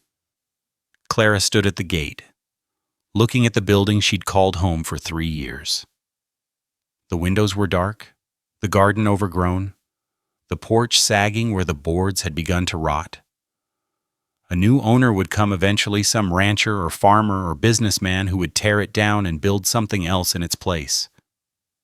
But for now, It stood abandoned, a monument to lives that had been lived and lost. She pushed open the gate. The path to the front door was overgrown with weeds. Clara picked her way through them, feeling the brush of dry leaves against her ankles, smelling the dust and decay that hung in the air.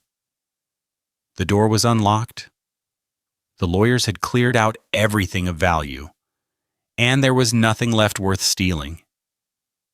She stepped inside. The parlor was empty. The furniture was gone. The rugs removed. The walls stripped of paintings. Only the wallpaper remained, a faded pattern of roses that Ms. Morrison had chosen when she'd first come to this house as a bride, young and hopeful and full of dreams. Clara walked through the rooms one by one. The kitchen where she'd made countless meals. The dining room where she'd served them. The bedroom upstairs where Mrs. Morrison had lain in her final days, her hand reaching out to touch Clara's face. "You're a good girl. Don't ever let anyone tell you different." She found herself in the garden. The roses were dead, choked by weeds, their canes brown and brittle. Mrs. Morrison had loved these roses, had spent hours tending them, pruning them, coaxing them to bloom. Clara knelt in the dirt and began to pull the weeds. Caleb found her there an hour later, her hands raw and dirty, a small pile of debris at her side. He didn't speak, just knelt beside her and began to work, his strong fingers pulling weeds, clearing space around the base of the plants. They worked until the sun began to set. When they finished, Clara sat back on her heels and looked at what they'd done. The roses were still scraggly, still half dead, but they had room to breathe now, room to grow, if they chose to. "I'll come back," she said, "every week until somebody else moves in. I'll tend them for her." Caleb nodded.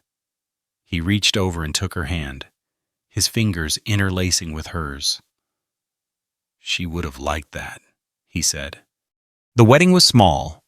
They held it in the front room of the Stone Ranch, with the minister from Bitter Springs officiating and a handful of witnesses gathered around. Mr. Brennan was there, looking uncomfortable in a suit that was too tight across the shoulders. Mrs. Harlan came too, her face pinched but not unkind. Even the telegraph operator showed up. Curious to see how the story ended, Clara wore her best dress, the one she'd made herself from fabric Caleb had bought her in town.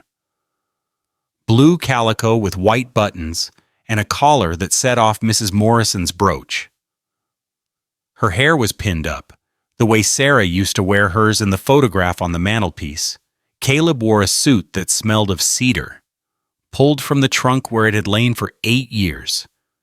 His hair was combed, his face clean-shaven, and when he looked at Clara, his whole face changed, the hard lines softening, the guarded eyes opening, a smile spreading slow and true. The minister read the vows. Clara spoke her responses in a voice that didn't shake, that didn't waver, that carried across the room with a certainty she finally felt. When Caleb slipped the ring onto her finger, a simple band of gold. His mother's ring. Warm from being in his pocket, she felt something settle into place inside her. This was where she belonged. This was home. The guests left at sunset. Clara stood on the porch, watching the wagons and horses make their way down the road, their forms growing smaller in the fading light. The air was cool, carrying the scent of the garden she'd planted, tomatoes ripening on the vine, squash spreading their broad leaves across the dark earth, beans climbing the poles Caleb had set for them. She felt him come up behind her, his arms wrapped around her waist, his chin resting on her shoulder. "Mrs. Stone," he said.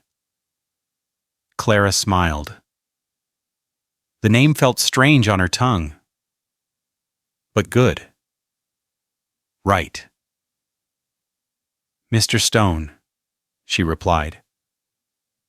They stood there as the darkness gathered, as the stars emerged one by one. As the night sounds of the ranch rose around them, the horses shifting in the barn, the chickens settling in their coop, the distant call of a coyote from the eastern hills. "I'm going to light the lamp," Clara said. She went inside, found the matches on the shelf by the stove, and struck one against the box. The flame caught, steady and bright. She touched it to the wick of the lamp that sat on the windowsill, the same lamp she'd seen from the road that first night, the beacon that had called her out of the darkness. The light bloomed, amber and warm, spreading its glow across the kitchen, through the window, out into the night. Clara looked at it for a long moment. Then she carried it to the front room and set it on the sill there too. Another lamp, another light, another beacon for anyone lost in the dark. Caleb came in behind her. He stopped when he saw what she'd done. "For anybody else," Clara said quietly. "Anybody who needs a place to go." Caleb crossed to where she stood. He took her hands in his rough hands, working hands, hands that had built this place and would keep building it. "You're a good woman, Clara Stone," he said. Clara looked at him, at the weathered face she'd grown to love, the tired eyes that had begun to brighten, the lines around his mouth that softened when he smiled. "I learned from good folks," she said. She thought of Mrs. Morrison, writing letters in her sickbed, reaching across years of silence to save a girl who wasn't her blood, but was her family all the same. She thought of Caleb, opening his door to a stranger in the middle of the night, offering food and shelter, and eventually his heart. She thought of Mr. Brennan, handing over $5 with shaking hands, trying to make amends for a wrong he could never fully undo. Goodness wasn't a thing you were born with. It was a thing you chose. Over and over. In small moments and large ones. When it was easy and when it was hard. It was a lamp in a window. A meal shared with a stranger. A letter written in the dark. Clara turned to face the window. The lamp glowing on the sill. The night pressing against the glass. Somewhere out there, someone was walking a long road with nothing but the clothes on their back and whatever was left of their hope. Somewhere out there, someone was looking for a light. She would keep this one burning, for as long as it took, for whoever needed it. The darkness outside was vast, but the light was steady. And Clara Stone stood in her home, her husband's hand in hers, and felt for the first time in her life like she was exactly where she was supposed to be. If this story has touched your heart, I hope you'll take a moment to like and subscribe. And if you've a mind to share where you're reading from today, I'd love to hear from you. My grandmother always said a story shared is a blessing doubled, and a light in the window is a prayer for someone still finding their way home. I wrote this story sitting on my grandmother's porch, thinking about the women who came before us. They crossed oceans and prairies with nothing but hope. They knocked on doors that stayed closed. They stood in auction yards and hiring halls and county offices, waiting to be seen as human. Some found kindness. Many didn't. Clara's story isn't just about the Old West. It's about every person who has ever felt invisible, every stranger who needed shelter, every quiet act of goodness that changed a life.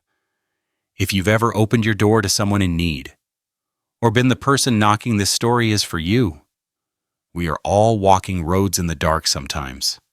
The best we can do is keep our lamps burning for each other. Thank you for reading. Thank you for caring. And if Clara's journey reminded you of someone in your own life, a grandmother, a mother, a friend who survived hard times with grace, I hope you'll carry their memory forward. That's how we honor them. not with monuments, but with kindness, one small light at a time. This story was inspired by classic Western tales and created solely for entertainment purposes. It does not condone, encourage, or promote any form of violence or harmful behavior. All characters and events are products of the author's imagination. Any resemblance to real persons, living or deceased, or actual events is purely coincidental. The historical setting reflects the era depicted and should not be interpreted as an endorsement of past social practices.